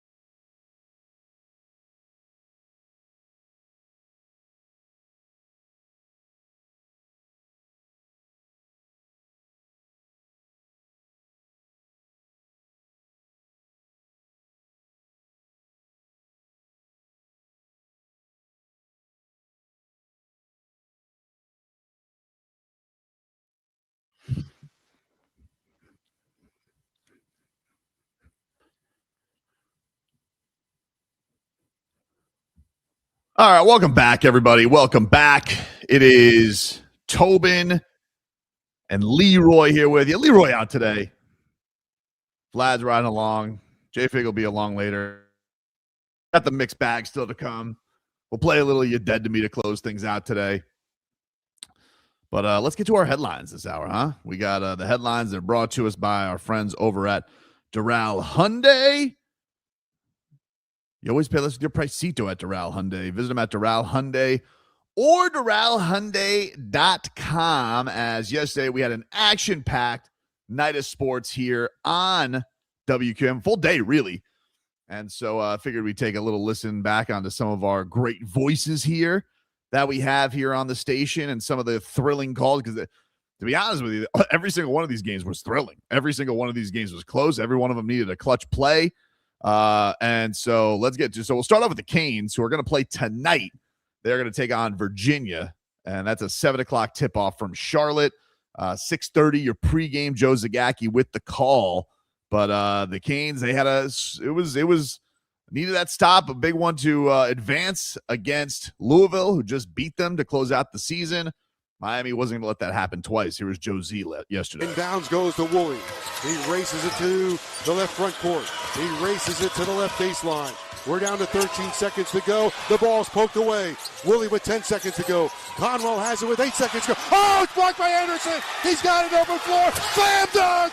Shelton Henderson is going to put this game away. A slam dunk by Henderson on the other end. Frew lays it up and in. Miami to the semifinals. It's Shelton Henderson that delivers the bombshell at the end. He blocks the shot. He takes it the length of the floor. He slams it home. And Miami goes to the semifinals. 78-73. What a finish. My goodness gracious. Miami to the semifinals of the ACC tournament. As Shakespeare would say in one final swoop, it was Shelton Henderson. Deflected the shot from Conwell, and then took it the length of the floor and slammed it home with the exclamation point that sends Miami to the semifinals. Wow. Shakespeare said that? I don't know if it was William that said that. Maybe it was dude. Maybe it was his brother Philly. Maybe it's Philly Shakespeare. I don't know. I'm not sure. You know, I don't know. All right. Well, whether he said it or didn't say it, the Canes advance. The Canes advance. On the pro level, the Miami Heat, when they're 7th in a row, they beat the Milwaukee Bucks yesterday. And I believe it was once the great William Shakespeare who wrote in, was it Hamlet? Macbeth? 2-3 or not 2-3? That is the question. And Pelle Larsson answered. Davion on the move, left-hand dribble to the dot, flips it back out to Pelle for 3. Splash! The Swedish swish, a career high 28 for Pelle Larsson, his second make in 3 attempts from the land of milk and honey. Yummy. Man, that's good. That's good. Jason Jackson with the call on the Miami Heat audio experience. You'll be able to hear the whole crew tomorrow. They will get you going 6:45 pre-heat and get you ready for a big-time matchup. But Pelle Larsson, dude, what can you say about this guy? I mean, like, honestly, this is a second-round pick. Adam Simon, take a bow, dude. I mean, he is, gets this kid from Arizona, and to be honest with you, like, look, I know that we've made the joke about me spending the money on the Eurobasket stuff because Sweden isn't necessarily known as the power. Like they're coming along, but Pelle Larsson was that one option for Sweden, and he was big with the Summer League team. He was big with the Summer League team again. He was big with his Swedish team, and he has just found a home for this Miami Heat team. Starting, does a little bit of everything, but like to have a big scoring game like this. When you know your top dog, pretty tired, scored 83 points. Bam needs a little bit of assistance. And him and Kasparas Jakučionis, absolutely huge. And I think the thing that I like about this, and that's been impressive about the way, not just the win streak, but look, one of the critiques a lot of Heat fans had on Eric Spoelstra, us included, is that the young guys aren't shining enough. They're not getting their opportunity. Well, last night, I mean, take a bow to all of them. I mean, like they all just had their, even Jaime, who didn't have like the greatest shooting game, clutch plays in the fourth quarter to show up for his team. Big time playmaking, big time relentlessness. Kasparas, Jakučionis, kid's not even going to be 19 till the end of May. Super impressive from him, from the Lithuanian Lizard. I mean, it's just unbelievable what's happening right now. So big time matchup. Great call by Jax yesterday, and a career high 28 points for Pelle Larsson. I also like the fact that Swedish Wish is officially, taken off and found itself in the Heat vernacular. How do you feel when you were being made fun of watching Euro basketball last year, getting secret sites? Yeah. Well, I mean, whoa. I mean, secret. Are you making payments? I really don't want to get taken. I don't want to get hit with my annual. I don't even know what I booked it through. Like, you ever get hit with a subscription? You're like, where did I get this one? Did I directly go to the website? Yeah, try to explain that to wifey. Wifey will tell you.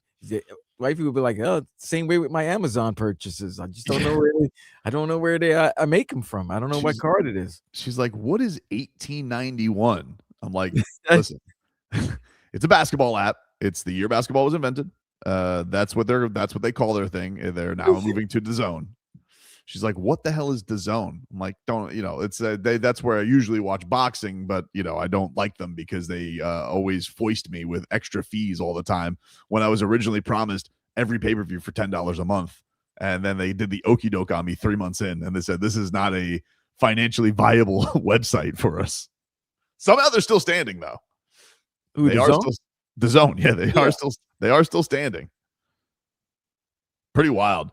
So that was great. And then yesterday, honestly, another thrill. The Cats not dead yet. Sergei Bobrovsky getting you some chicken nuggets yesterday. 30 saves. Here's one of the calls yesterday by the great Doug Plagens on QA. Mike Benning, high slot, dished off, far side of the circle. Reinhardt up top, Benning a drive, and it's loose at the side of the goal after it took a bounce out front. Now the Jackets get a clear. Here's Marchment into the near circle, waiting for reinforcements. Mason Marchment looks for a lane down low. It's hits Olivier, and a save made by Bobrovsky. It's loose at the side of the net, and it's skied out of the zone by Benning. There you go again with Sergei Bobrovsky down low, all alone against Olivier. It was quiet down there for him for a while, but then he had to come up with a big save. Yeah, the thing that was crazy, Bob had like a wild first two periods, lad, right? Like they were God, the pucks were flying by him left and right. He was like Nino. He was like Neo. He was just save after save, and then there was a part in the third period. There was no shots at him, and then at that point, Florida was going in to score. They got denied. And then the counter went back. Columbus had the numbers, and Bob made a great save. And it's a great save when you could hear the banging of the glass in the background. When you could hear it before the play went back to the other end, that was an unbelievable save that he made. He was insane. There was one that he had yesterday where like he was diving without the stick, like just went full like dive with the blocker, like legs up. Like people literally like almost standing on his head. Like that's how crazy he was yesterday. And then would just come back and then boom, stone cold glove save. Like Bob had it all working yesterday for the Cats to get that win against Columbus, who, one of the teams that they're up there chasing. And then the game winner in overtime, you mess with the Rhino, you get the goal. Reinhardt, Benning, right circle, Tkachuk. Matthew Tkachuk in the circle, Benning. Far circle, Tkachuk to the net, and it's picked up a shot. They score! Sam Reinhart, the overtime winner! The Panthers win it 2-1. A power play goal for Sam Reinhart to finish it tonight. Oh, Doug Plagens, Goosies, dude. Here was Bob after the game. He says he loves the game where he gets a lot of action. Yeah, it was a good game. It was. I saw the puck well. Was lots of action. With this team, you not see that very often. So it's that one of those nights. One night when I had a little extra work than usual, and it was a great game. We're happy with the win. It was a good game. One shift at a time, one shot at a time. Focus. Good by Sergei Bobrovsky. Cats will be now on the road. We'll take a look here at their road trip coming up because the Panthers got to they really don't have a margin for error. Like, they finally get a little bit of movement up the standings, a wee bit of movement up the standings in this wild card chase. But coming up for them on this road trip, they got Seattle on Sunday, who's also vying for a Western Conference wild card spot. Then they got Vancouver. They stink. They are the lowest team in the league, so don't lose. Got to take out Vancouver. Then they got Edmonton. Of course, it's always juicy. Well, they would definitely want to take out the Panthers or put in the final nail in this season's coffin if they would love to do that. McDavid, yep. Of course. They would love to. But if you somehow beat Edmonton, if you could go 4-0 in this road trip, that pulse. People, all of a sudden, it's going to be like waking up like Tyson Fury in the 12th round, dude. Against Deontay? Yeah, long count. But, I mean, still, he did get up. Nobody gets up from Deontay Wilder punches. All great heavyweight fights have long counts. Busted it's true. It's, but, yeah, that's two teams. Like, look, you got two decent teams that you're going to be taking on, and then you're going to be taking on two stinkers. So, yeah, it's not unreasonable. It's probably, 3-1 out of the road trip is like what you need. 4-0 is crazy. But if you could get 3-1, if you get both those stinkers and then one of the Seattle or Edmonton, man, I think you'd be sitting pretty good coming back home for a couple at the end of the month. And then we'll see what happens. Then we'll see if they're able to make this happen, because like looking at their schedule, they got some New York and Toronto's who are kind of like the only teams that are really struggling out there in the East. The rest of the other teams in the East, the East is a gauntlet right now. So it's going to be a challenging with these last 17 games. There's not many breathers, so you want to try and tick off and get some points. The only thing though is that's I guess good about this is when you take on the West teams, not a lot of consequence if you win the game in overtime or if you win the game in shootout. You just got to get the 2 points. Who cares what happens for them in the series? It's all about getting 2 points now. Just get the 2 points for these games. Once you get to the other teams, so you got 6 games here, because even the 2 you come back, you got Seattle and Minnesota back home. Just get the 2 points. Those are the big things. And then you got to worry about trying to win games in regulation, keep teams at bay. But all right, not dead yet. You cannot call it on the Cats season yet.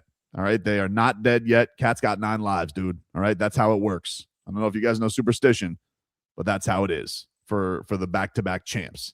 We'll take a break. Want to get to the Dolphins. Malik Willis yesterday introduced to the masses, and we'll get some thoughts on him becoming QB1 for the Fins.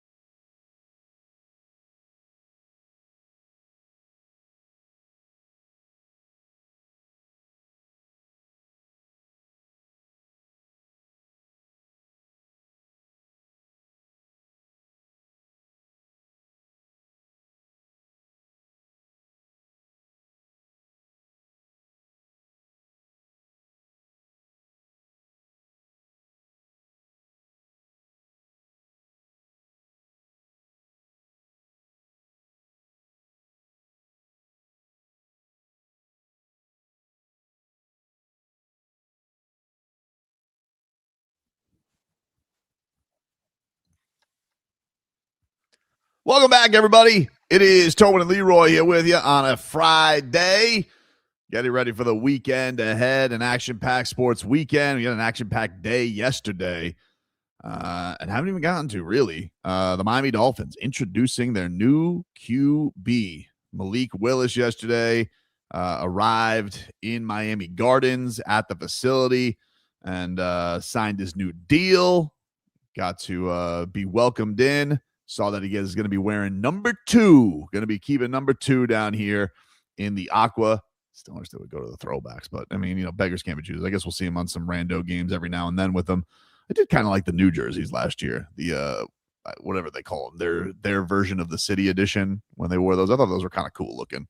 Thought they were cool looking. What, those black? The only thing I didn't like about them, Vlad, was they tried to say they weren't black jerseys. They were like they're ocean blue. I'm like, no, they're black. They're dark. Those are black jerseys. I'm like, I mean, I'm sitting here, I'm looking at it at Dick's Sporting Goods. I'm like, why are they trying to trick us? So with Tua being gone and Tyreek being gone, you got to figure the highest selling jersey will be 28, right? And then come Willis. I would think so. I mean, unless there's the one thing that you got to be worried about with Achane, because yes, obviously he's the most dynamic player. You got to worry about the holdout. Yeah, you got to worry about contract issues if that is going to be a thing at all, which I can't imagine that it is. Like, look, Devon Achane does have to be in a pretty strong spot, you would think, Vlad. I mean, unless they're willing to let him walk and they think, because we know they've said they want to get cheaper, but he's so young and he really hasn't taken a licking. He can do so many things on an offense. I mean, you just think about what you could do with him and Malik and option plays and things like that. I mean, it's pretty exciting when you think about it, right? But you're you're an organization. You're like, well, do we invest in a running back? I mean, I don't know. If you're going to bring in Malik Willis, my thought is, if this isn't a year where you're going to win, this is a year you're going to build. It's not a rebuild anymore, but you got to start building some winning habits. And I just don't know offhand where the Dolphins would do that if they don't have Devon Achane in the fold. So, that's going to be an interesting one. But that would make me a little squeamish to buy a Devon Achane jersey for right now. I saw the poor guy on Dolphins Twitter. His name escapes me, but I saw that he had his jerseys were Tua, Tyreek, Ramsey, Bradley Chubb, and I think he had an Odell Beckham. Strangely, I don't know why he did that, but so that one's on you. But the other ones I can understand that being frustrating is you buy a jersey and all of a sudden the player's gone. It's a tough investment when you want to do that. And so I don't know what the answer is now. I would say you either get a decent throwback, you would go JT, you go Zach Thomas, you go Marino, or you go Willis. You're just like, I'm going to just support the new regime and hope it works out. But I would understand you not want to do that because your arms aren't does anybody I love Zach Sealer, right? Sealer it on up. But nobody's wearing Zach Sealer's jersey, right? I mean that can't be selling like hotcakes. Other than his family. Yeah. Of course. The Sealer, the very honorable family. We love Zach Sealer, okay? I don't think I have to defend that. I'm just saying I don't think defensive lineman jerseys, even Miles Garrett might be the only guy. Aaron Donald, they're not. TJ Watt, maybe they're not super popular jerseys. Most people wear skill jerseys. But no. If you have a popular defensive player, they will wear it. The Giants there's so many 56 Giants. Yeah, jerseys. but a star line. Yeah, Dion, the star linebacker. I'm sure there was, but the defensive lineman that you mean did I don't know. Even in the heyday, people have JT and Zach were out selling Tim Bowens. Yeah, they were just out selling them. That's just how it is. Even though they all love Tim Bowens and they say, no, Tim Bowens is the reason that we were who we were. Him and Darryl Gardner, yeah. I don't think that he was getting the jersey respect that he wants to. So it's a good question. I guess, do you feel safe about Waddle right now? Maybe he's the guy most tenured. I did see, by the way, speaking of. The most tenured? I mean, most popular, right? Popular, yeah. Probably the most popular jersey amongst everybody selling, even just based on fantasy. I don't know. E. Sim says he got his Bam number 83 on the way. That's cool. Hello, Jennifer. Hello. How are No you? bangs. I can't have them like before anymore because they're too long. Got it. Do you what Dolphins jersey would you rock right now? Now that it's all cleaned out, like would you go Waddle? You go Achane? I go Achane. All right. Are you worried about the contract at all, though? The risk of that, or no? You'd still just go because he's the best player. I mean, it won't be discarding everything he's done for the team. So I'm curious what this has done for Bam's jersey sales like this week. Besides, I know people buying the 83. I was trying to get an 83 yesterday. Just an 83. Well, his jersey, the 83 on it. I had friends that were there and they were trying to get it for me, but they got sold out. Wow, that's cool. Yeah, well, I really wanted one. No, I'm definitely going to Heat store tomorrow. I'm perusing before the game. I'm definitely. I want to. Yeah, you could just get a 13. Do you want to get a 13? Yeah, you could get it. Or do you have a 13 already? I mean, we have those. I want the 83. I got you. Okay. Well, listen, bat signal out to the Heat. Get Jennifer an 83. Let's go, guys. Wait, do you think the 13 jersey might start selling too? That's what I'm saying. I feel like it should. When we were talking about marketability of them. I'm wondering if this does anything for it. I mean, right now he's the longest tenured Heat player. He's the captain, so I think most people would buy Bam jerseys. Most kids would have Bam jerseys down here. Schmeathan says, I once bought a Paul Soliai jersey. That's crazy. This was Malik Willis yesterday at his press conference and explained why he loves Sully and Half. Just how they go to work each and every day and the way they treat people. I think that's more important than anything when you come to a business that relies around people. I see Half every day get excited when one of the DBs makes a play or a D lineman gets a sack or a backer bats a ball down, and he's just as excited as the players that are on the field. I see him arguing with Matt, and they go back and forth, and it used to be awesome. And I see Sully in the hallway, and he'll, I always ask, like, oh, what are you seeing out of my game? Because I know they watch all the film in the world. And he'll give me, details. It's not like, oh, you're doing good, just keep going. It'll be like specific details in order to help me get better. And I think that's important. You got to be willing to let somebody help you. Oh, very good. Those guys are, they all just seem in lockstep with this. And the thing that's cool about it is, and I don't know if this is going to work out, but it is a cool storyline on this, is you look at all three of these guys, and this is really their chance. Like Sully's been working in front offices forever, done some interview rounds. This is his chance. Malik Willis, he had a brief chance in Tennessee, but didn't work out. He's kind of refurbished himself. He talked about all the things that he learned as a backup QB and being a scout team QB and how it all helps. Now he gets his chance. And even Halfley, he was a head coach in the ACC, but it's the ACC and they were Boston College, dude. That's not a good team. So now he has worked his way all the way back and now gets this opportunity. So it is cool that they not only are all in lockstep with the plan, but this is all kind of their showcase. Now, don't lose because that's, this is your opportunity. This is B Rabbit right here. This is your moment. But it is cool that they're all in this together. It feels like that is a cool storyline goes with it.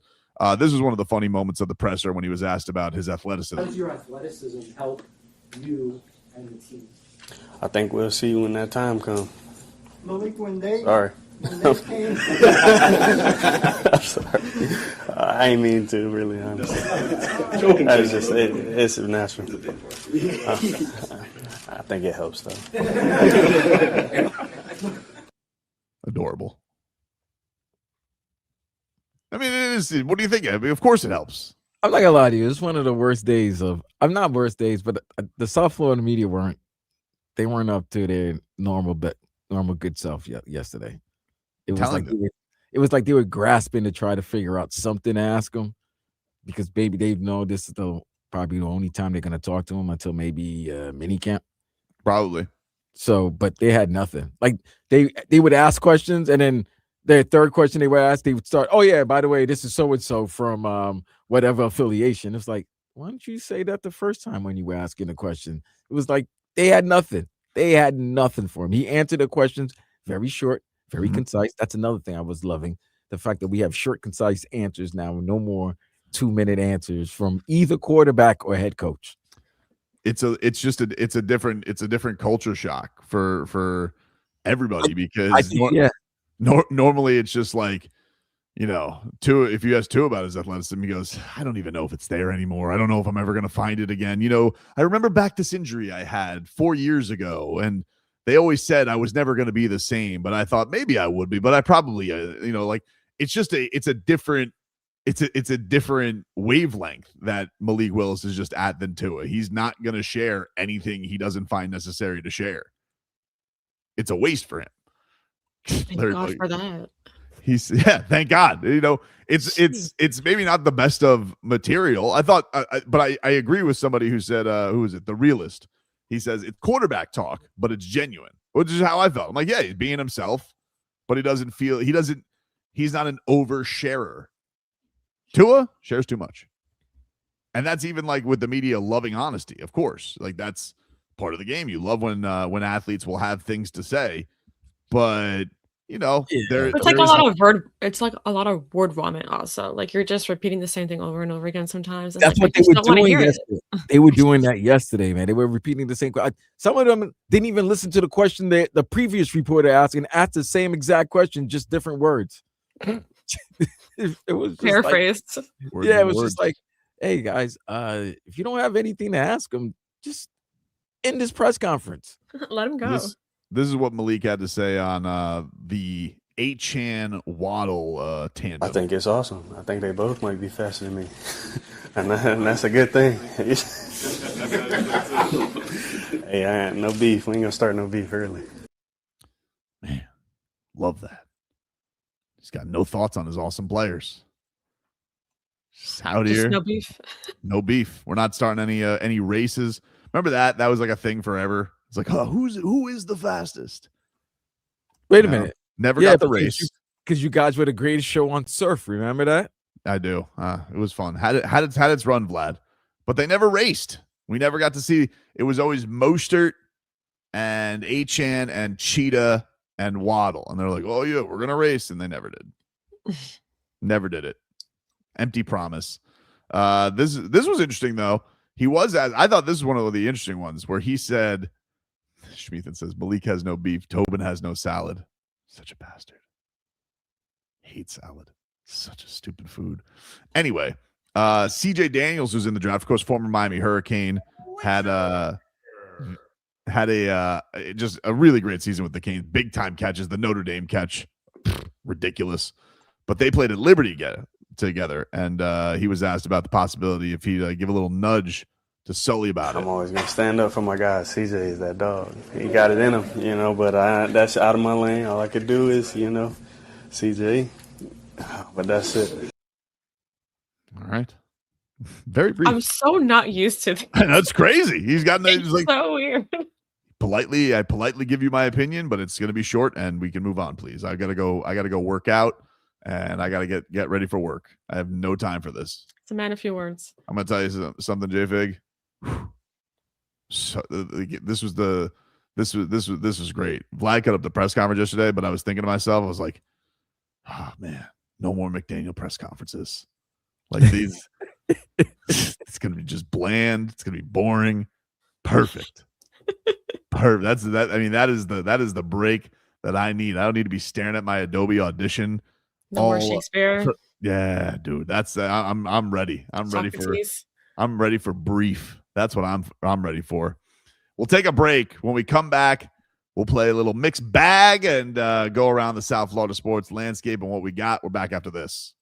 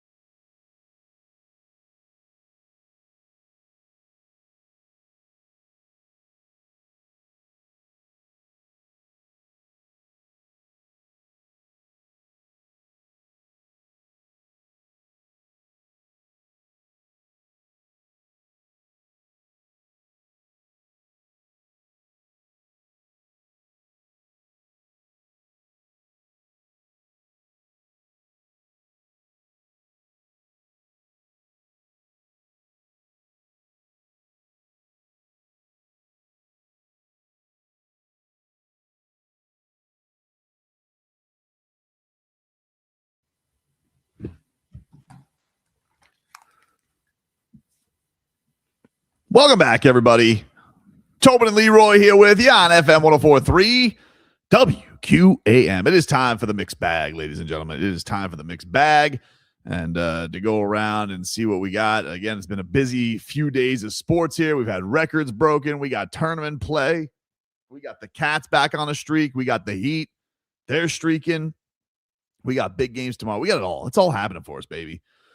Jay Lucas yesterday. This was him talking about his Miami Hurricanes getting the win against Louisville. Here's what the Canes head coach had to say. First off, just proud of the way we competed, and especially the start of the second half really turned the game for us. It gave us the ability to finally guard in some situations and create some separation.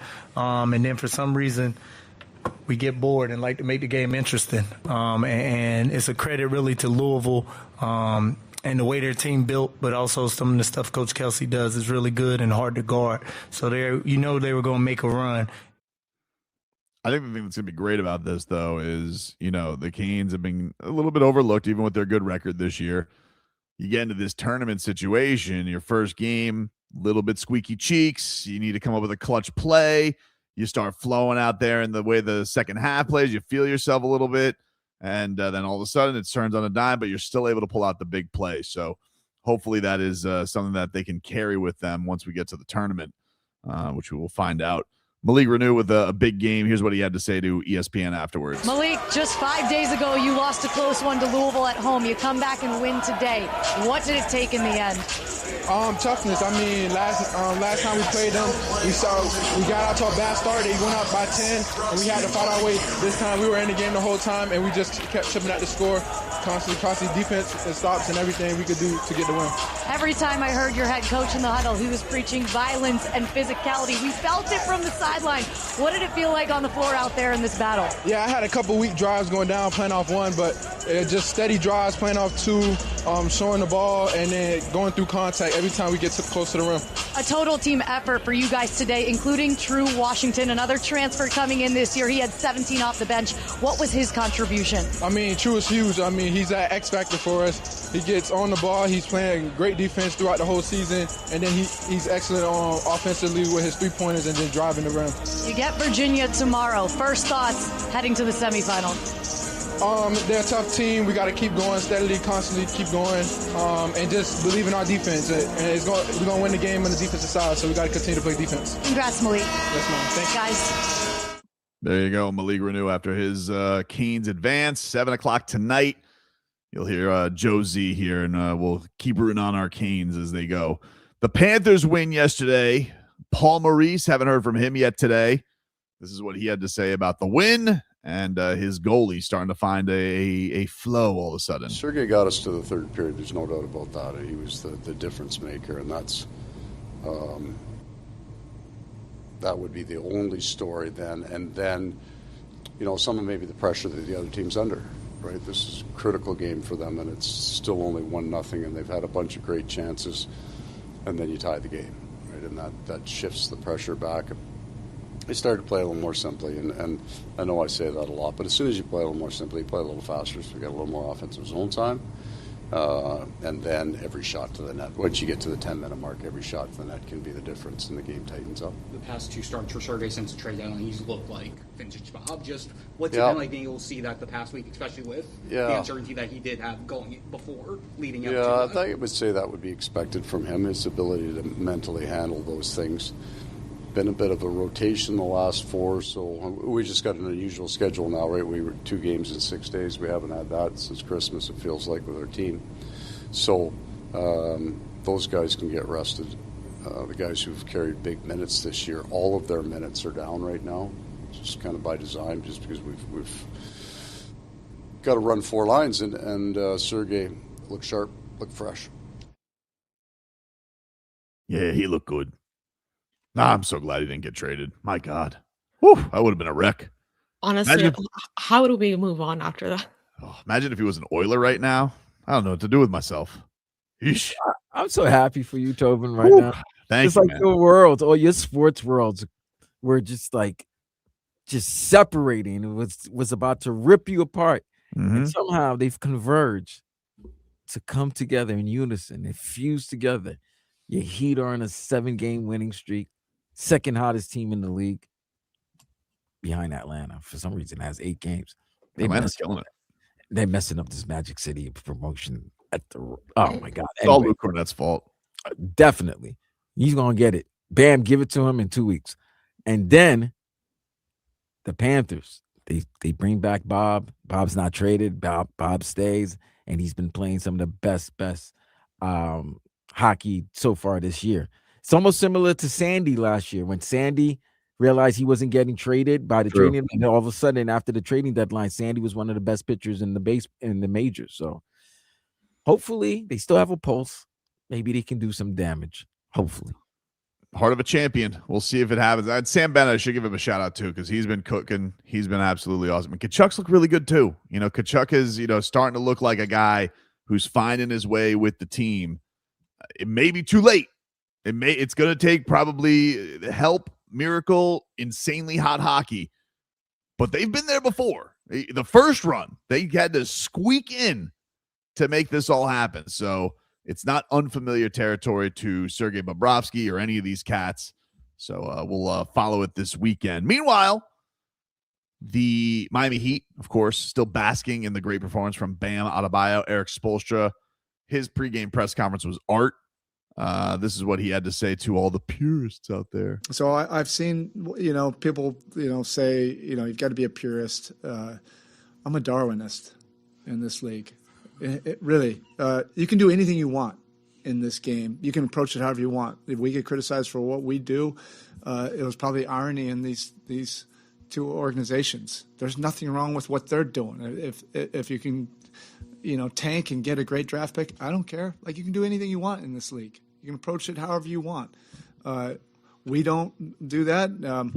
And we have the 13th pick. Do something that you're trying to get out of the number 1 pick. Damn. Oh, he was taking subtle shots. He was.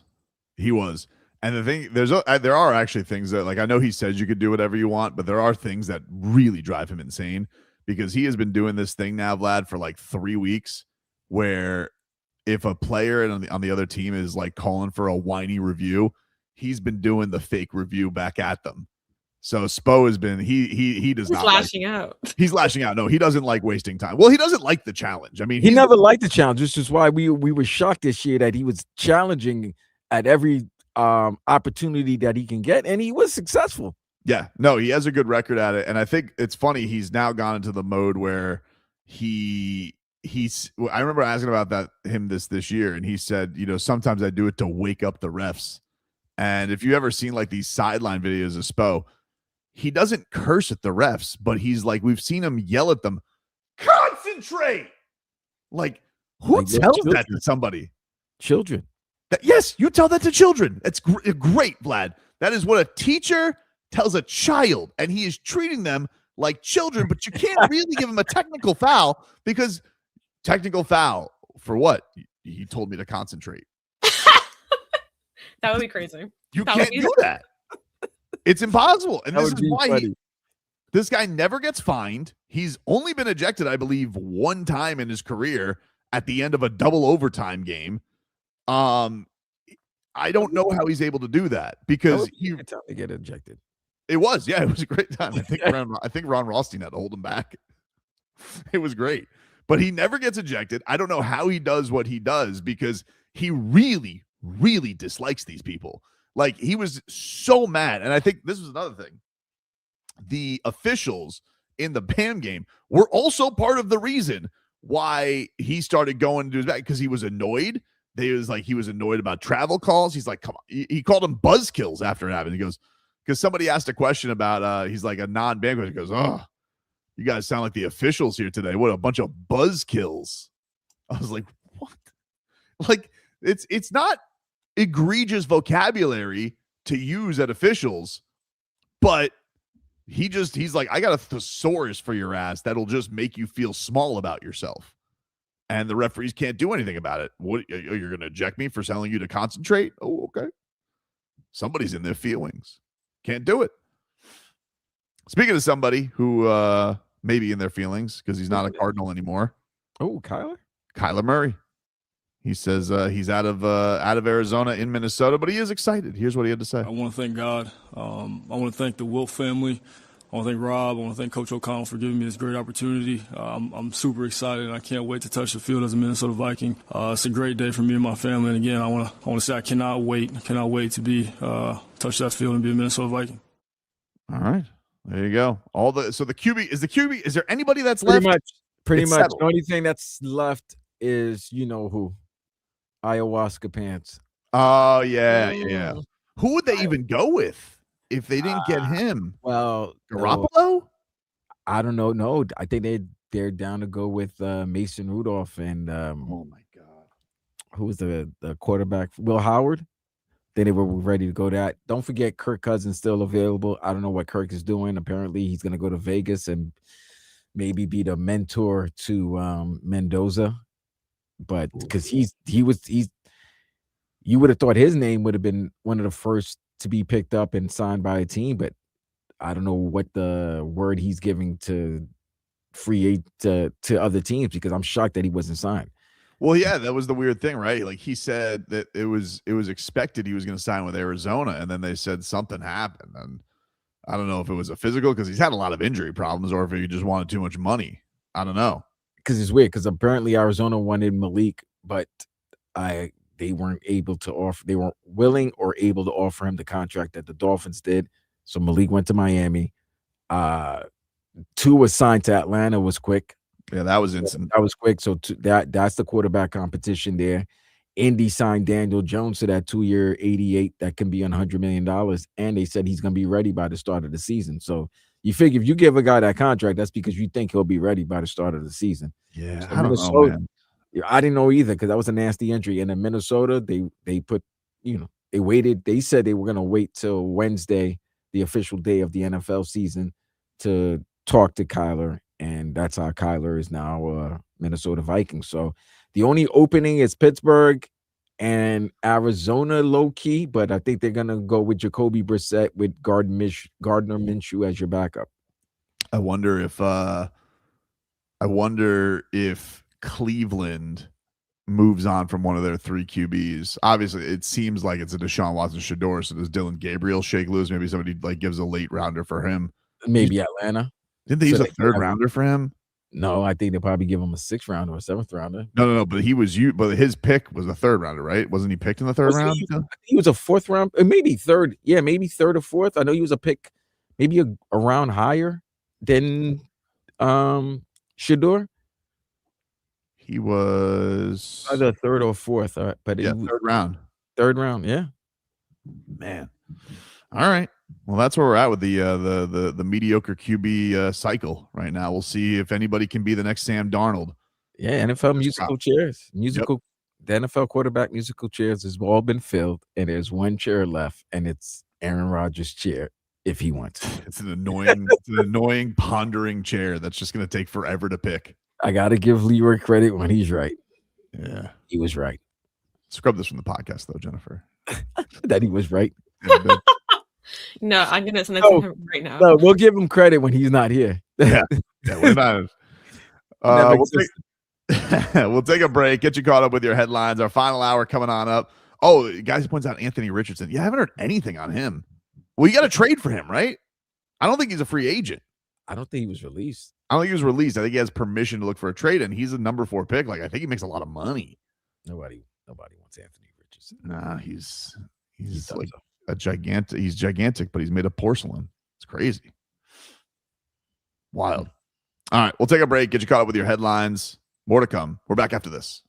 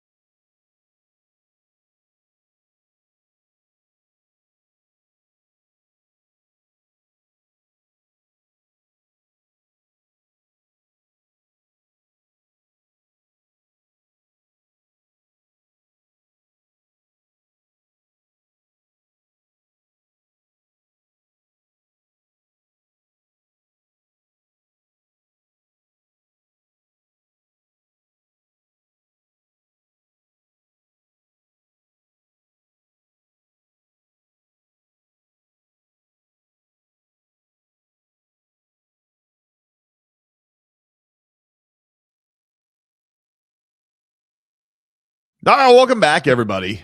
Tobin and Leroy here with you. Final hour here on a Friday. Let's get to our headlines this hour, brought to us by Doral Hyundai. You always pay less with your Pricito at Doral Hyundai.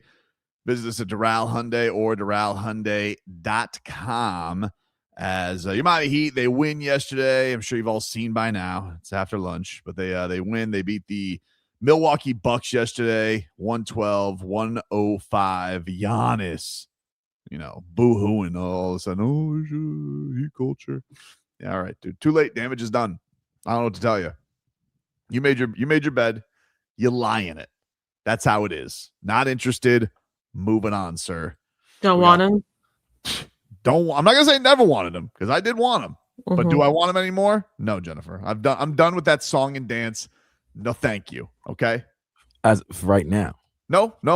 I am not on that boat anymore, Vlad. All right. I'm a Jakučionis guy. That's where I'm at right now. Pelle Larsson, Jakučionis. I can't trade these guys for Giannis. They just kicked Giannis's ass.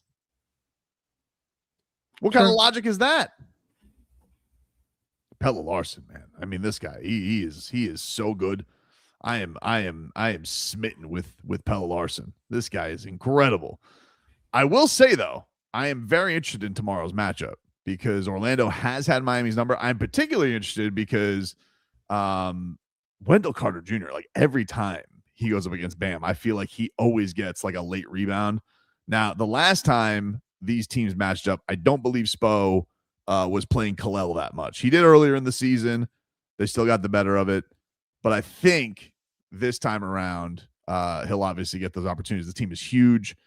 A lot of size. You got to deal with Paolo, who's actually, I mean, he has been on a heater. A lot of people were dumping dirt on his grave this year, saying, he's no good. They had a problem with Paolo Banchero. Well, he shut a lot of people up too. So very intrigued by this matchup because it's a very physical one, and they've just seemed to have Miami's number so far this year. And obviously, you're hopeful that you get somebody back. I don't really know. I don't know if there's been an update on injury report. I don't think they have to have anything right now, as they don't have the game till tomorrow. I haven't seen anything on it. But, man, I'm very intrigued by this matchup because the Miami Heat, I think the thing that I've been very impressed with is, yes, they've taken out their stinkers, which is, by the way, a step because they were losing to the Jazz. So they're taking care of their business. But even against the teams that are in contendership, been some different styles that they've had to show, whether it be with Charlotte, whether it be against Detroit. And now you have this Orlando team, which is kind of Detroit-ish. You don't have like the go-to playmaker does everything like Cade Cunningham.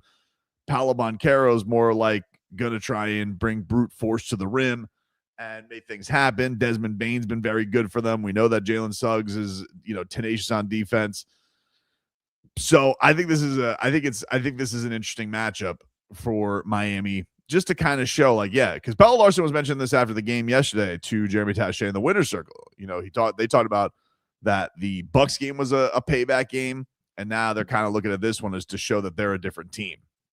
And I like how they can keep going out there and proving these things because, man, they just seem like they're coming together. This is crazy how much everybody is stepping up in these big moments for Miami. It feels like it's a different hero every single night.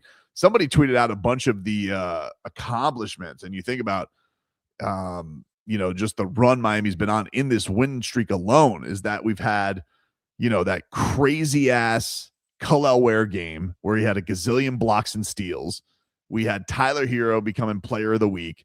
We had Pelle Larsson with a career high, and we had, of course, Bam Adebayo making history and making everybody cry. It's been unbelievable, all the things that they've been able to do in the midst of this run. So this one's going to be a fun one tomorrow night at the Heat's house. And I would say if there's still tickets, you should get out there because Saturday night in the Heat's house, Saturday night, Jersey night, sounds like it's going to be a vibe for Miami. Keep this thing going, and then you get into this this Charlotte matchup. That's on Tuesday, I think, right? So you get a couple days off going into it. You're going to practice there, then you head to the Hive. Hopefully they're not wearing those terrible orange jerseys. Those things give me a headache. I don't even really get the point of it. I was trying to look up what the hell the Hornets were doing with their jerseys, Jennifer, And I don't know what the hell they're doing, to be honest with you. It has something to do with some of the flowers or something with Charlotte. But like they have like a bird of paradise flower, and that's the color it's supposed to be. I don't get it. They already got one of the coolest jerseys in the league. I don't know why. They're one of the teams. They shouldn't do anything. Just keep wearing your awesome jerseys. He said birds in paradise. That's it. I don't like it anymore. No such thing. No such thing. For Jay Flick. Doesn't exist. Sensitive issue. I apologize. Apologies where apologies is due, My bad. Didn't mean to rock the boat. Didn't mean to make anything rattle the cage. Sensitive, yes. Like birds. Triggering. Understood. I apologize. So you're saying the bird of paradise flower, and it's orange with stripes. Yeah, dude. Crazy, right? Something going on there. Yeah, no injury report yet for tomorrow. Just checked it. So there's that. We have with that. Eric Spoelstra yesterday had a doozy of a press conference. And if this doesn't give you goosies, you're probably dead inside. I don't really know what to tell you. But this was him explaining to the masses why, people are like, oh, why did you do that, Spo? It's like, why did I do it? I did it for Bam Adebayo because I love him. And then he explains why. I just know how this league works. And, we were trying something a little bit unique this year with our offense. And he was struggling, for large parts of the beginning of the season. I know, max players, if they're not scoring and they're starting to get criticism, usually there will be friction, and rightly so, between the player and the head coach. And it kind of, hit bottom at the beginning of December. And instead of there being any friction, I had my annual 5K run for Nicholas Hospital. And he showed up without even letting me know. After a tough game the night before, it was a really tough week where he had a lot of criticism coming his way. And these 5Ks, if you don't know, start at 6 o'clock. You have to be there around 5, and he was there not to run, just to support and let him know that he was supporting this cause. That says enough about him, as a human being, and that's why I'll do anything, for him as a competitor and as his head coach. Damn, that's cool. I love that, man. I got the Goosies, man. Like, that's so good. That's so good. How do you not get the Goosies from that? You kidding me? Or Goosies. He's like, oh yeah, Lord. I'm concerned about the unwritten rules. Like I mean, Eric Spoelstra could go, line a bird cage. Sorry, Jennifer, with all the unwritten rules there. Ridiculous. Oh, I'm sorry, I hurt your feelings. And like, again, this Keefe, this Coach Keefe, this guy's getting off scot-free. I mean, nobody's gonna hear from him because who cares about a Wizards post game? But I mean, come on, dude. Ridiculous. We're gonna sit here. We're gonna sit here, and this guy's gonna whine about how the game changed. You're the Wizards coach. What are we talking about here? I got to worry about this guy's feelings now. Feelings. You want to know what the funny thing is? Nobody's even mentioned the guy's name. I don't even know if I have his name right. What, the head coach of Washington? Even Bam was like, blame me for it. Blame their head coach. His name escapes me. Is he an interim? No, I think he's been their coach for a few years. That's a hard life. Well, I mean, respectfully, in sports. Nah, that's a hard life. Brian Keefe, hired January of 2024. Jesus. Well, you gave up 83 points. You're the coach that gave up 83 points to a player. And he was a Wizards assistant before that? Yeah. So he was a Wizards assistant before that, a Nets assistant before that, and then the Thunder assistant before that. And those were the tanking Thunder, not the good Thunder. This guy's bothered. This guy should be hit. This guy should be like a tortoise with the armor that he has on losing. He should be so numb to it, and he cares about how a game's being played in the fourth quarter. Crazy to me, dude. What are we talking about here? But anyway, love everything from Erik Spoelstra yesterday. It was a Goosie's press conference and quite awesome. Really was. Talking. Keefe? Oh, Spo. No, Spo.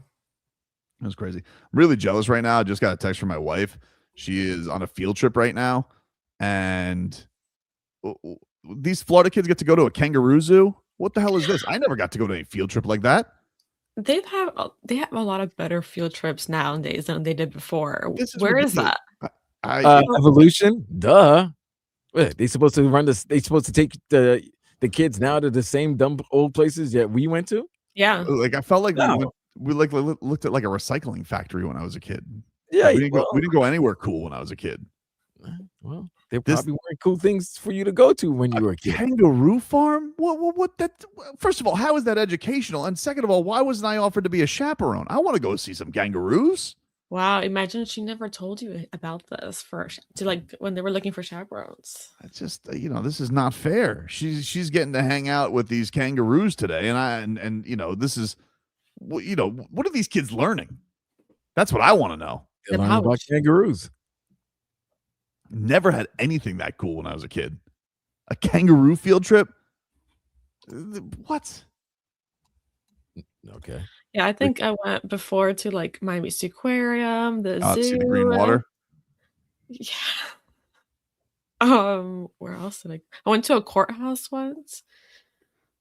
Why would they bring you to a courthouse? Mind you, why would you bring kids in elementary school to a courthouse? That's what I'm saying. That's where and then we were witnessing like wait, they took you to a courthouse and you heard actual cases? Yes. That's a crazy. murder case. You got to hear him. You got to see a murder case? Yep. Of a stabbing. Wow. That's deep. That is educational. I will never not remember. Like that was crazy. I was terrified. Well, then it did their job. Scared you straight. You know what drives me nuts about court cases? Because there's this new show. I think it's called RJ Becker. I saw it on Hulu, and it takes place down here in Fort Lauderdale. Scott Speedman. Maybe I don't know I don't know. He kind of looks like fake Bradley Cooper. Yeah, that's who he is. He was on that show with his brothers. They were all led by the lady. They were running like a lot of like scams all across California. Okay. Yeah. Well, the thing that annoys me about it, Vlad, is so it takes place down here. It takes place in Fort Lauderdale. Now they shoot the outside. They shoot it at the Palm Beach courthouse, right? I know that. I was like, I just had jury duty. I know that courthouse anywhere. But that's not even what annoys me. The inside, they got these ridiculous courts, right? And I got to be honest with you. I've done jury duty 3 times, and none of these courtrooms look like TV courtrooms. These TV courtrooms look incredible. There's like mahogany wood all over the place. They look like cathedrals. And do any courthouses really look like that anymore? Because I feel like they all basically look like offices. Like I go in there, the judge basically has a fancy cubicle with some fake marble around it. We're all on swivel chairs. Nobody's sitting behind a wood bench. And I'm like, wait a minute. That's not what the courtroom looks like. It's sucks. They're close nuts, man. It sucks. Wouldn't you like to be there when the judge is like really with the gavel and all that type of stuff? That costs money. I understand, but like it's not authentic. TV is supposed to be appealing and aesthetically pleasing, and that's just not what that is. I don't understand how a guy who uses a figment of his imagination can't just use a figment of his imagination on documentary, but everything else. I guess what bothered me is like when I would watch like Law and Order, I just assumed the New York courts were like, look like that. But I know what the Florida courts look like. They don't look like that. And now they look like the Law and Order courts in this show. I'm like, it's this is supposed ridiculous. to look like a court. That's all it's supposed to look like. What you want, it. like the court with the like palm trees and like iguana or something like that to represent. Oh, this is. No, I just need it to look like it looks. Why can't they can't borrow a courtroom? You want some dancing? No, you might need the courtroom to actually reside over real crimes. That's fair. Well, listen, I know one thing. If you get sent to the top floor, you're in for a bad crime. Oh yeah, you're done. So I was like, before I even knew the case, I was like, I'm on the top floor. I know what I'm in for. Yeah, Nothing the name good. of the show is Animal Kingdom. That you're watching that guy from. He was on. Animal Kingdom is a good show. I don't know. Right. What was he? He was the brother? He was Baz. He was bad. Oh, that's where I know him from. Yeah, he was Baz. Yeah, he looks like Bradley Cooper's long lost brother. That's what. Yeah. Crazy. All right, we'll take a break. More to come here on the show. Got you. Ironically, you're dead to me later on in the program. More to come. We're back after this.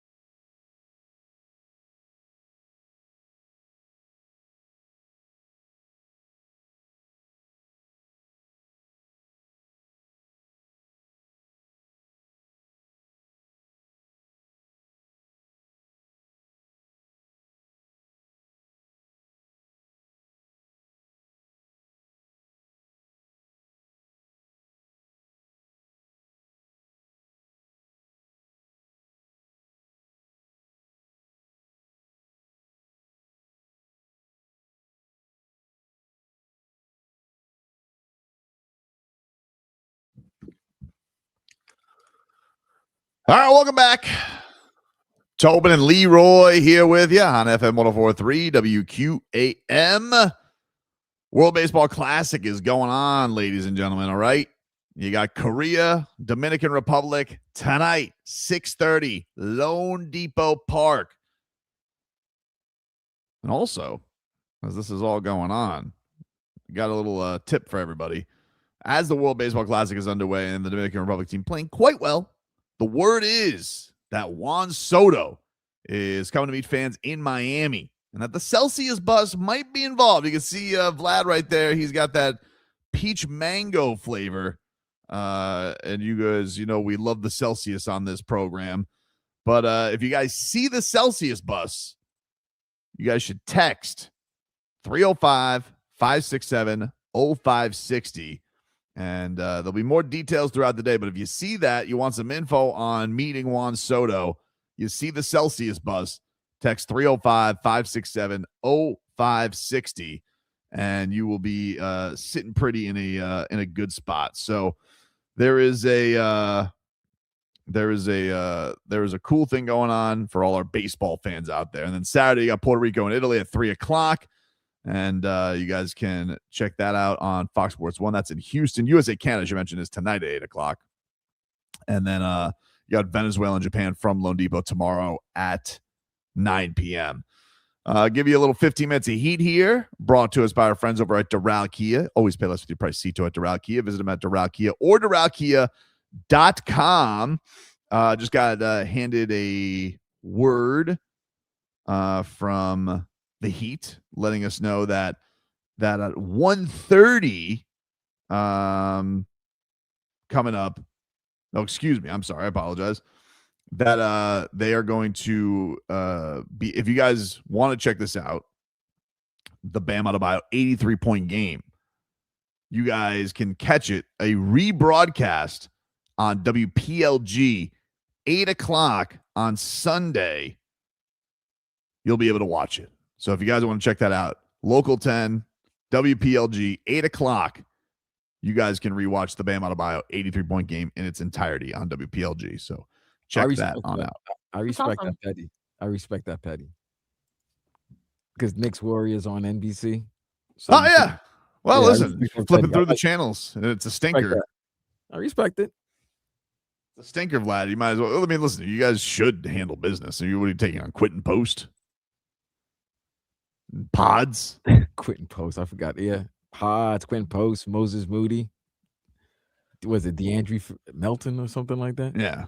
So has Steve Kerr weighed in yet? Is anybody who hasn't weighed in on this that anybody wants to hear left on Bam Adebayo?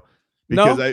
I think I don't think I've heard one person who's had a 50 burger really be salty about it. I think Luka kind of dismissed it, but I'm gonna tell you this. I'm giving Luka a pass based on everything that's going on in his life. If he's stressed out, maybe he just doesn't enjoy anything right now. So I give Luka a pass. But as anybody who's really good at this, like one of the elite stars, has anybody been petty? Because most of even the NBA players I've seen be salty about it have mostly been respectfully great players.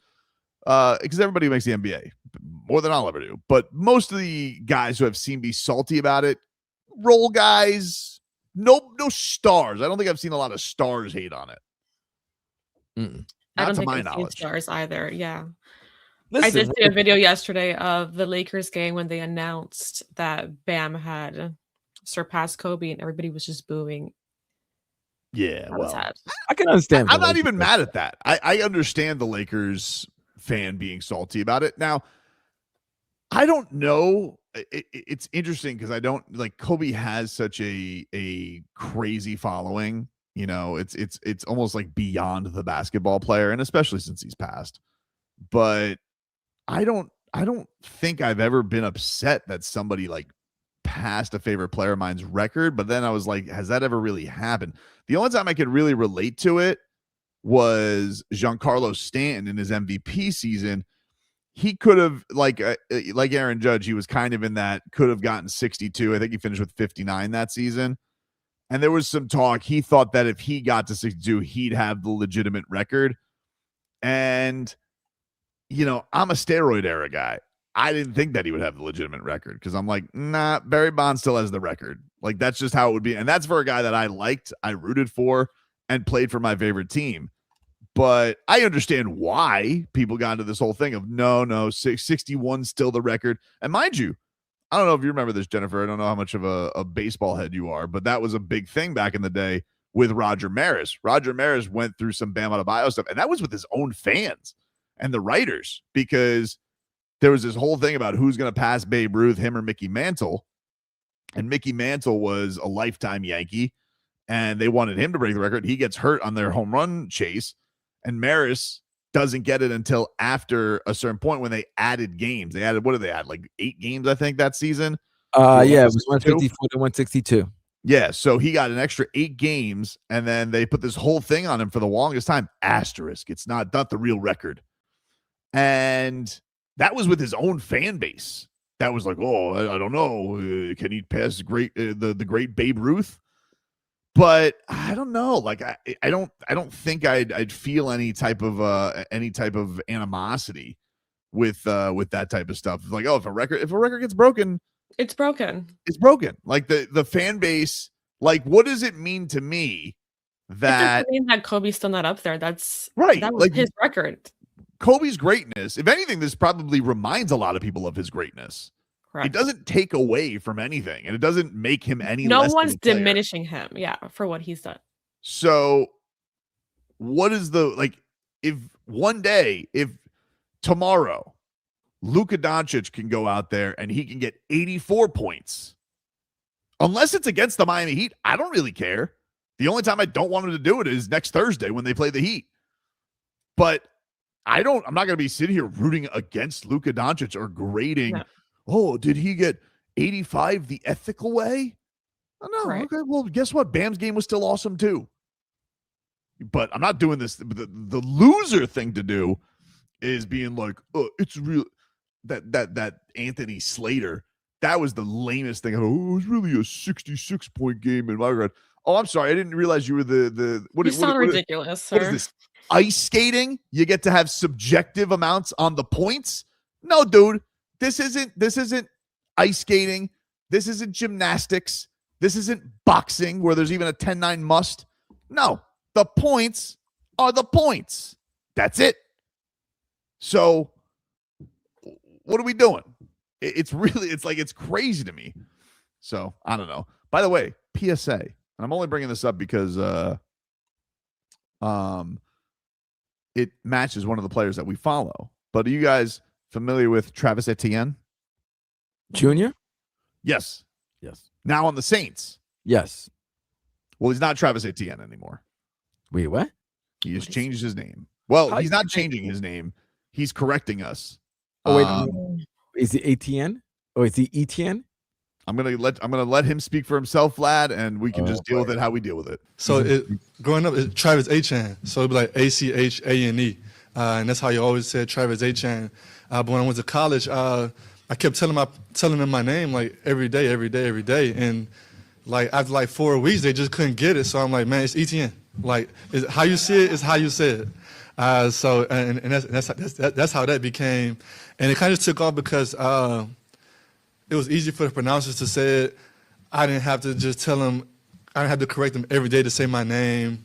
And just when I kind of just started learning more about my last name and how it came about and things like that, it just kind of stuck. It made sense. But I'm very much open to being Travis Achane again. Just being myself. I don't have to correct people here on how to say my name each and every day, and I kind of love that. And that's just get back to me. Well, he's back home. I mean, as long as you're Haitian, that's all. But how long is this? He's been in the NFL now. Like what? 6 years? 5 years, over 5 years. Yeah. Yeah. I mean, he went to a major college program that was on TV every night. You could have just said your name. If your name is Achane, then just say your name is Achane. Yeah, and there's also now already a famous Achane who, remember, we all thought was Achane, and then he goes, "No, it's Achane." Right. But if Leroy was here, he would definitely say, "I need to know how to pronounce a man's name because that means respect." The whole look, I'll call him Travis Achane if that's what he wants to be called. I'm just saying he's been a very good play. I feel like he could have. I don't understand why we waited on the PSA, but I guess it was just annoying. Listen, I get that all the time with my first name. People call me Brandon. That happened. I was on KC radio yesterday. That was the strangest request I've ever gotten in my life, by the way. Yesterday, I got a producer who reached out. He goes, "You got any thoughts on Cater Kohu?" It was a KC Odyssey station. I was like, "Sure." You guys want to segment? Them too? Okay. I was like, "You guys want a segment on Cater Kohu?" Okay, I'll do it if you guys want. I thought when I first saw this, saw KC producer, I was like, oh, they want to probably talk about the Heat. They want to talk about Bam. I didn't even know Cater Kohu left the Dolphins. There was no news on that, was there? I didn't hear anything. Yeah, he left on a 1-year deal, apparently. I don't know what the money was. But mind you, he missed last year with the injury. Datestop says, did you tell him he won the lottery? I did not. An all-time Marcos flub. Unbelievable. Wait, what was this? Marcos misheard facts about Devon Achane and not Devon Achane, excuse me, Cater Kohu, who of course was an undrafted free agent, Vlad, and came from Texas A&M Commerce, not even the real Texas A&M, the small Texas A&M. And he said, and I was like, man, what a story this guy. He goes, I mean, it's not that great of a story. He won the lottery. So like he thought he was some rich kid who was just trying out in the end. I'm like, he won the lottery for his family to come here from the Cape. Like he won the immigration lottery from his country. Oh my God, he thought he won the lottery like the money? Powerball. Yeah, he thought he won the Powerball. I mean, it was great. I'm like, are you kidding me right now? Like this is -1. Yeah, it's an all-timer for him. Anyway, that might be the most all-time -1. It really is. That was the all-time -1. Yeah. Either way, apologize to Drew Smith, Frog Boy. We'll take a. He said he would never. Crazy. We'll take a break. We'll close things out playing a little "You're Dead to Me" next.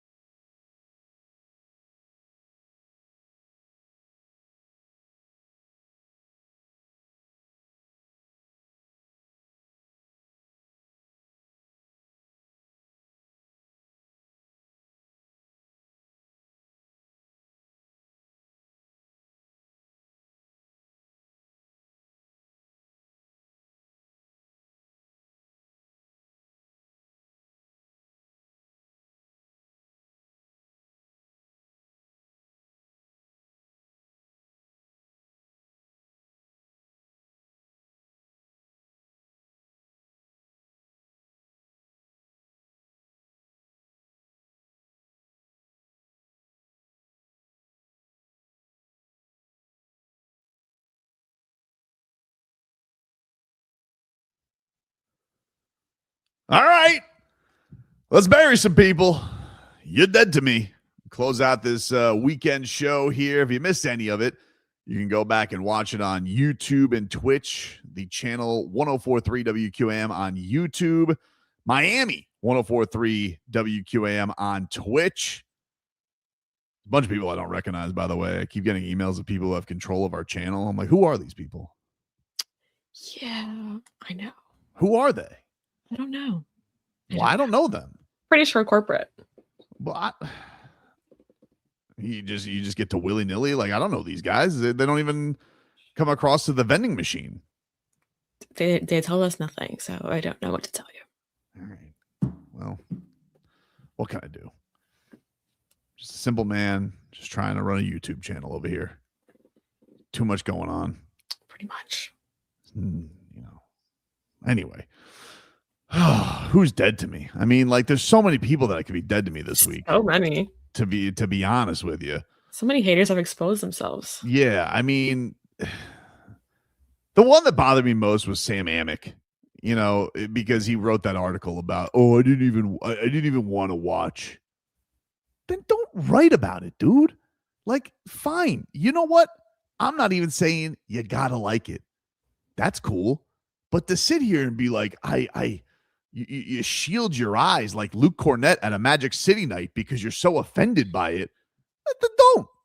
Like, who cares? Like, if it doesn't inspire you to go and look because nothing can ever top the past, then, dude, do this. Go on YouTube, go watch Kobe's 81 and do it in your Lakers jammies and make some hot cocoa, sip it, warm yourself with your memories, and then write an article about that. But to sit here and be like, well, I don't even want to watch. Dead to me, dude. Like, and I'm disappointed because I liked his work. You're dead. I think that's what disappoints me the most. Like, all these other people, I keep getting people sending me things like left and right. They want, Tobin, what do you have to say about Whitlock? Nothing. He doesn't even care. He's being disingenuous rage baiter. What do you care about Craig Carton? Nothing. He's a washed talk show host. He doesn't really care. He's the old taxes. He owes everything. I'm just saying. Some guys shouldn't even be talking. Talking about the integrity? That guy is talking about the integrity of what?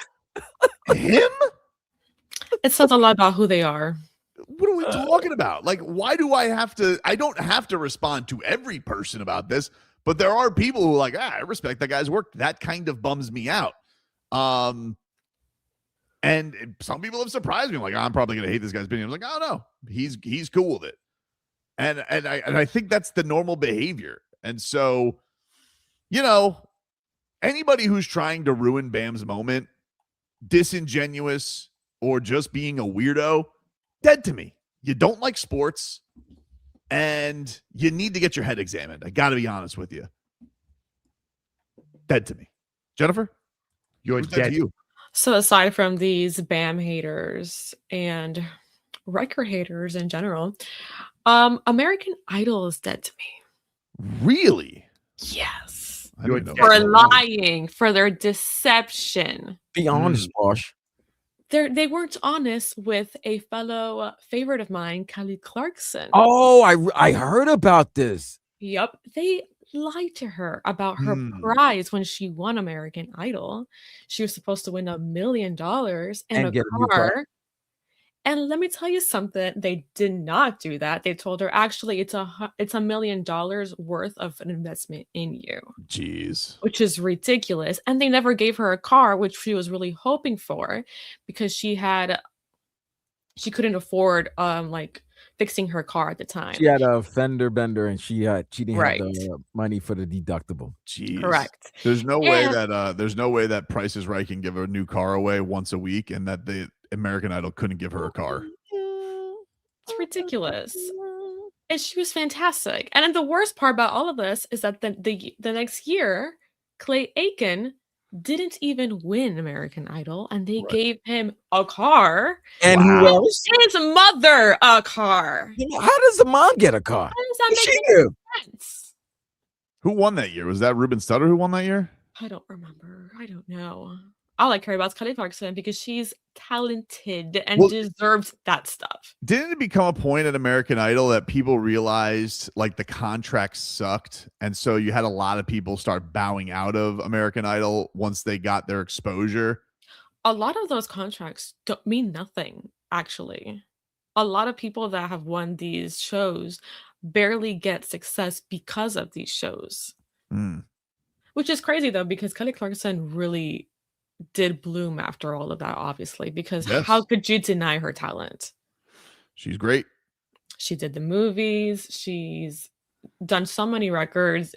And like right after Kelly, winning, she ended up doing Breakaway, Behind These Hazel Eyes, like all these amazing singles, and you're just going to go ahead and discredit her and just not give her what she was promised. So they're dead to me. Wow. Vlad, who's dead to you, dude? Tim McMahon. Another hater. Damn hater. Saying he doesn't want to hear anything about Heat culture. Listen, as a diehard avid New York fan, New York Knicks fan, I hear Heat culture all the time living down here. It's a fact. It's known to the world there is Heat culture. But to say you don't want to hear anything about Heat culture after Bam Adebayo's 83-point performance, it's like, get out of here. Half you guys were Kobe haters in the beginning, in the first place. So for all of you guys all of a sudden to be like, oh my God, nobody should be able to break this record. That's not even Kobe Black Mamba mentality. Kobe wouldn't do that. What? Just enough. If you don't like the fact that somebody that you never expected or pictured to have this type of mark, to set this mark, cool. Just say, I didn't expect a player like Bam Adebayo to break Kobe Bryant's record of 81 points. And it's not even a record of 81 points because the record's 100. To break Kobe's second, to break the second highest point total that Kobe set. If you could say that, fine. But when you're saying, oh, no disrespect to Bam Adebayo, it's disrespect to Bam Adebayo. So stop that. I don't want to hear anything about the Heat culture. This is not about the Miami Heat. This is not about Eric Spoelstra. This is not about Bam Adebayo. This is about all you haters who, one, probably didn't watch the game like Tobin said earlier, and some of you have even said that you haven't watched the game. So how am I supposed to hear or take anybody's opinion when they didn't even watch the game? That's stupid. If you didn't see the game, just say, look, I would have never expected somebody of Bam to score 83 points. Congratulations, and keep it moving. Nobody gives a rat's ass about your opinion. So shut the hell up. All right? Love it. That's who's dead to me. I also don't even get and again, he's another one that I thought was like, he feels like he's just trying to throw something up for podcast clicks. Like, why does Tim McMahon this passionate about this? And it's like, why? What does Heat culture have to do with it? I don't really understand. What's the argument there? And Bam is right. Like, if you have a chance to set a mark or set something, a personal best, who's not going to take the opportunity to do that? Yeah. They're competitors. They want him to just sit out or put the ball down. Like, no. Yeah. You know who did that? You know what would happen if he did that, Jay Fig and Tobin? Say that he did stop at 81. Why did he go for 83? Right. That would be the next. Man, I swear to you, people just want something to happen to just give a take. And I get it. There's just certain takes that don't need an opposite end. That was an unbelievable night for that man and his family and his team. Just celebrate it and enjoy it, and just hope that maybe somebody will see that and try to break his personal best. That's all it is, man. The hate is sad, RVA Richie. The real question is, what are the Heat going to be able to do now that they know Tim McMahon doesn't respect Heat culture? How can they go on as a franchise? Ooh, it really is. Like, I don't even think they should open up the doors tomorrow, because they should have Mike Biamonte get on the microphone and be like, attention, Heat fans. We are canceling tonight's game because Tim McMahon doesn't believe in Heat culture. Tim McMahon sounds like Vince McMahon right now. That's how bad. Like, oh man, well, we shut down the doors. Hey, Tim McMahon doesn't believe in Heat culture. Everybody. Oh, I'm sorry. What's your culture? Being on Luka's jockstrap, dude? Jeez Louise. Man, I tell you, that might be the other thing. It was an American player that did it. Because I guarantee if it was a foreign player, they'd be glazing. Oh my God. Glazing, bro. Extra glaze. Luca this, Joker that. SGA this. Oh my God. But it was an American. Oh no, we can't have that. Everybody's been waiting too. Oh, where's the face of American basketball? Oh, I don't know. How about a 2-time gold medalist? No. What? Also, like, what has Bam done? Like, he's such a drama-free athlete he's such a kind person. Like, he deserves these kind of things. Like, why would you, like, what? I guess, what makes you want to hate on him? I guess there's just a world where people would rather be a rat bastard than People just want something to hate on. Just to give props. All you got to do is, hey, salute. But no, you want to question Eric Spoelstra, the franchise. And by the way, they're all spot on, which is like, you guys aren't mad at the Wizards. Like, they didn't play Trae Young. They could have. And here's the thing. Most great games happen against bad teams. I bet you when Wilt scored a hundo against the Knicks were a bad team. Crazy. Anyway, well, I'm going to need some time off because I don't know how I'm going to go on without Tim McMahon respecting Heat culture. It's crazy to me. Everybody have a great weekend. And Hockman, Crowder, and Solana are coming on up. Go Canes tonight. Go Heat tomorrow. Go Panthers on Sunday. Go Heat. Oh, go Kings Saturday night if they win tonight. Correct. And go World Baseball Classic. Should be a fun one. Everybody have a great weekend. Talk to you next time.